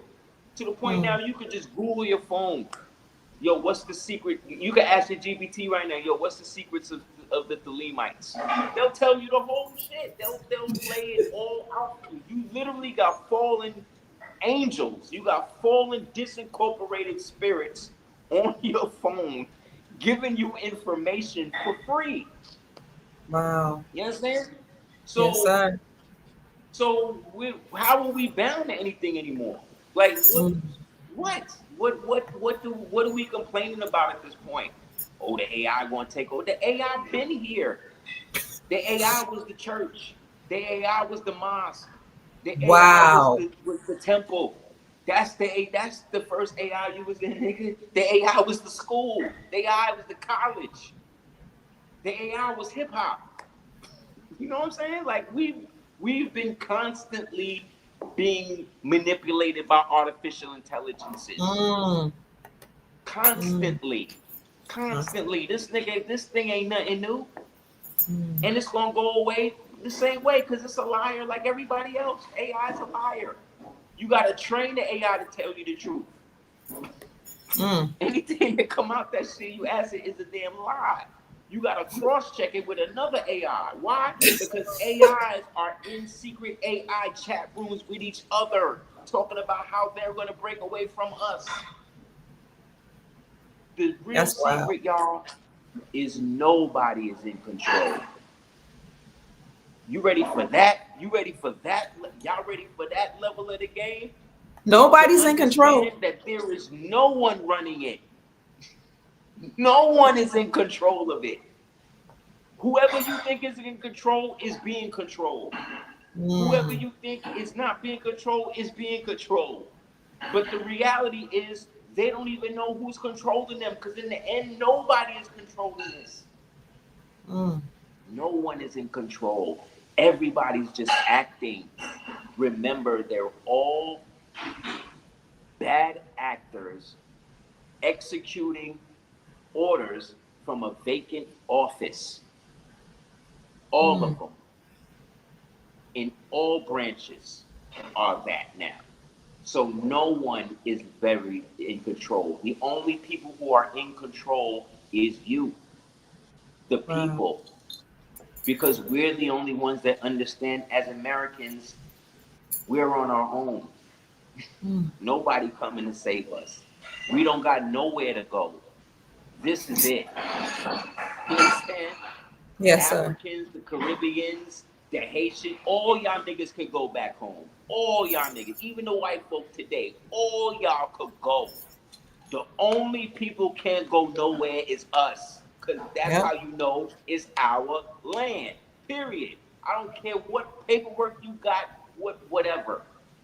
The fact that I can't be deported nowhere but from Miami to Brooklyn lets you know, nigga, it's over. We are destined to get it all back because we got it back now. We're the only ones that are gonna save us. We're the only ones that are our own refuge. We're the only ones who were there when it fell. So that means we're the only ones that could be there when it rises. So stop getting in your own way. Stop making enemies of your brother because he called himself a Moor, or he called himself an American Indian, or he called himself a Somali, or whatever. Beef with the ones that's trying to use those fake nationalities to displace you. Those are the ones I have a problem with. You understand? The Somalis ain't the problem because the Somalis got here because they waged war against that white man. When that white man was going there, dumping nuclear waste on their shores, those Somali upright men got guns, got on fishing boats, went there and handled their business. To the point they had to make movies about these niggas. Captain Phillips Wow. with Tom Hanks and shit. What's They it, put what's the in name work. of it? What's the They name of it? stopped it, yeah. What's the They name? became pirates to stop the nuclear waste being dumped on their shores. Mm. And then the UN sent peacekeepers in there to stop them from doing that, blew up their country, and then those that could escape wound up here, and they sent them to Minnesota. Mm. See what I'm Oh. saying? Uh-huh. And then within what? 1-2 generations now, these niggas think that they better than us. But they not going back to liberate their country. Just Right. like none of these nations I know is going back to liberate Haiti. Just like none of these other Africans I know none of these niggas is going back to their homeland to liberate their land. No, None of they're them. going to come here and try to take our shit. Those are the ones I have a problem with. Mm-hmm. So it ain't everybody. I'm telling you specifically. Because those are the ones that are following through with the same bullshit that got us here in the first place. Mm. So when you know better, you do better. So let's do better and stop with the useless divisionism, because none of that's helping us. I'm with the Moorish Americans and the American first, but I'm also with anybody that's in America willing to support us in that pursuit. We cool. Because in the end, like I said, all of y'all have sinned against us. All of y'all. All of y'all. We're the only ones in the world in the position that we're in. And y'all still trying to make us stateless. Y'all still trying to tell us we done came from somewhere else and we don't deserve anything that we got and we don't have no identity and wars ain't real. And this ain't, I'm tired of it, bro. Yeah. I'm tired of it. Stand on your own vine fig tree. Do what you need to do for your family. But don't come over here and trying to make shit worse for us. We got our own problems. Absolutely. So again, Thank you. thank you, sis. Thank you again, You're Bo. welcome. What's up? Thank you for everybody that donated and supported us and has been continuing supporting us. I really appreciate y'all, man. You know, because again, y'all also let us know that we not crazy. And for a long time, people in my own family, people in her family, people, our friends, so-called friends at the time, all the niggas was like, y'all bugging. Now the stuff we bugging about is now mainstream now. And now where's any of these people? Nowhere. No. God forbid God forbid they repent. God forbid they be like, you know what, you was right.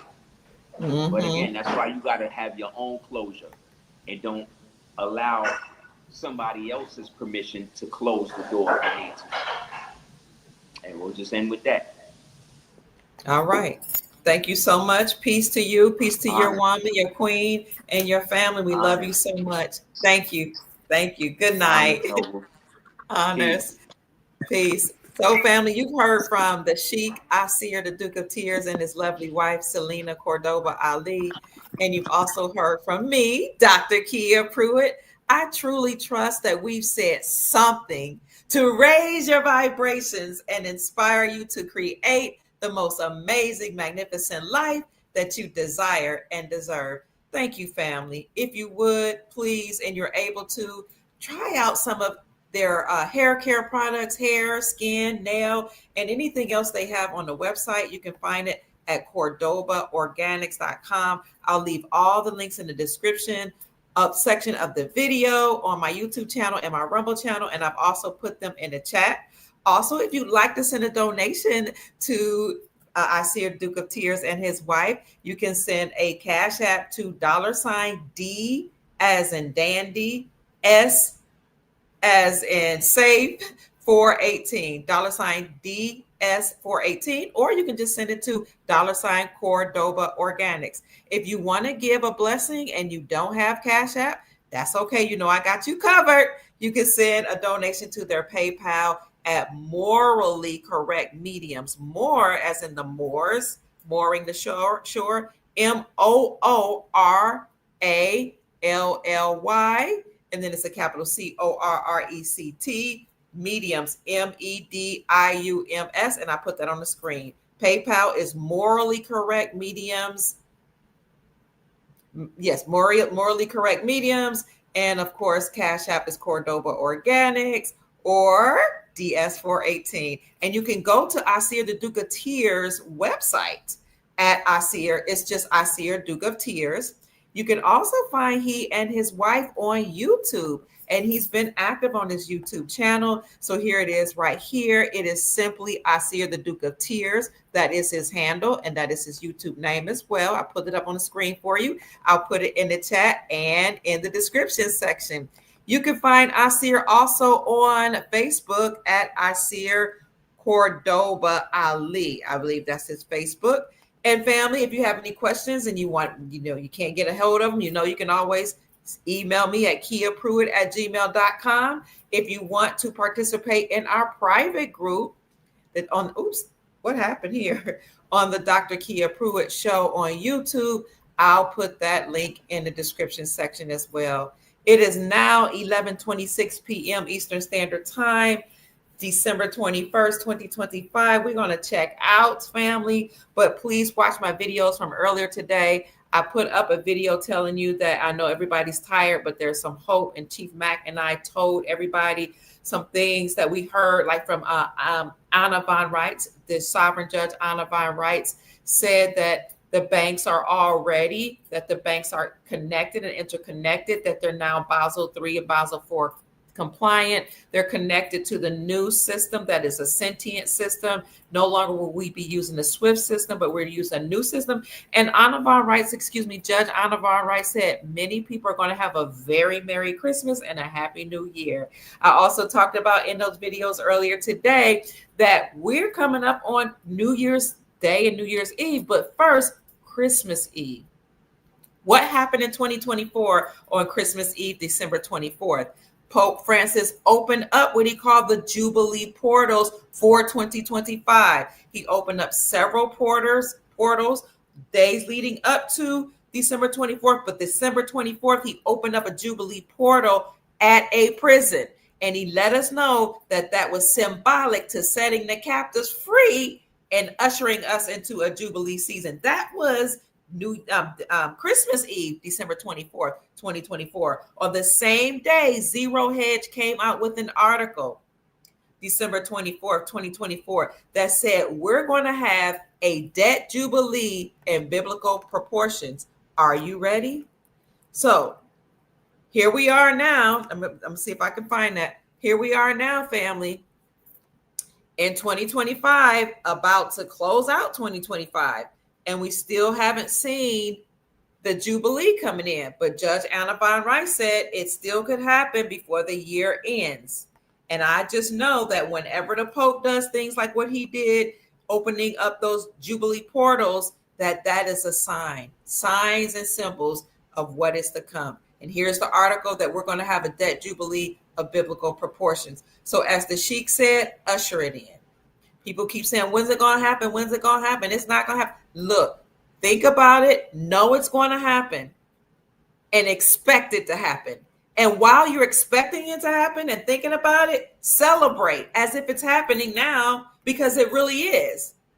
So celebrate, rejoice, get excited, and raise up. When you wake up in the morning, you are waking up, as he said earlier, from a slumber. Some people say from the DEAD. Wake up and rise up, praising and celebrating, and watch and see if you don't have a joyous reality. Good night, family. Sleep well. I love you so very much.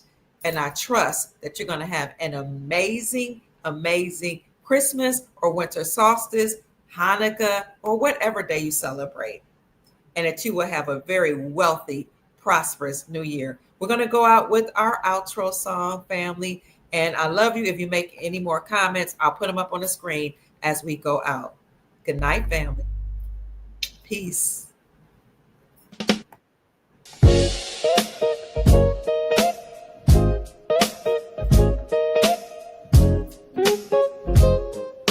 Love you.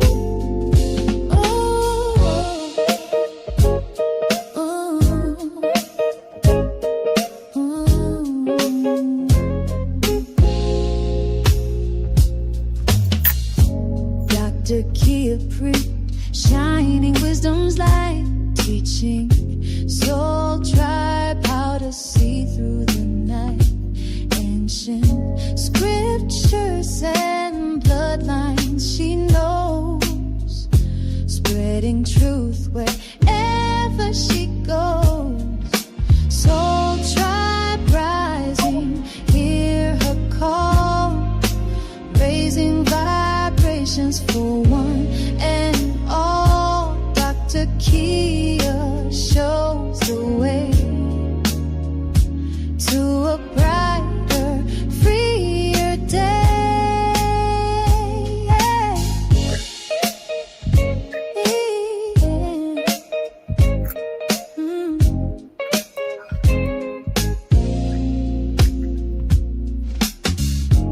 Through her channel, knowledge flows, breaking chains that hold us close, teaching paths to abundance and wealth, guiding others to free themselves. Soul tribe rising, hear her call, raising vibrations for one and all. Dr. Kia shows the way to a brighter, freer day. From currencies to investments divine, she's helping her tribe to realign with wisdom, ancient and new, showing what we all can do.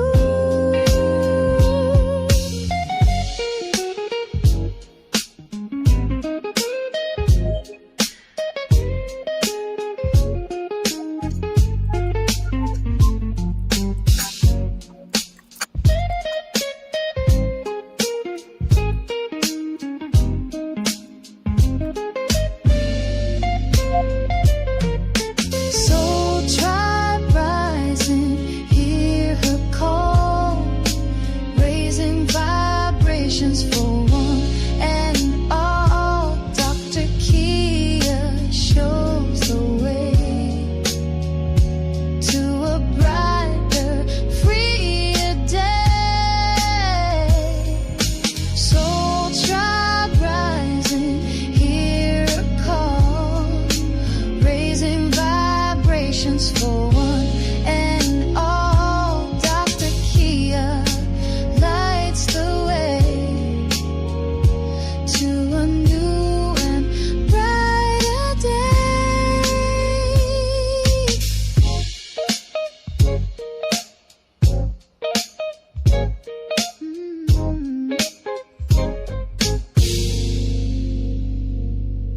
Good night, Soul Tribe. I love you. Bye bye. Sleep well.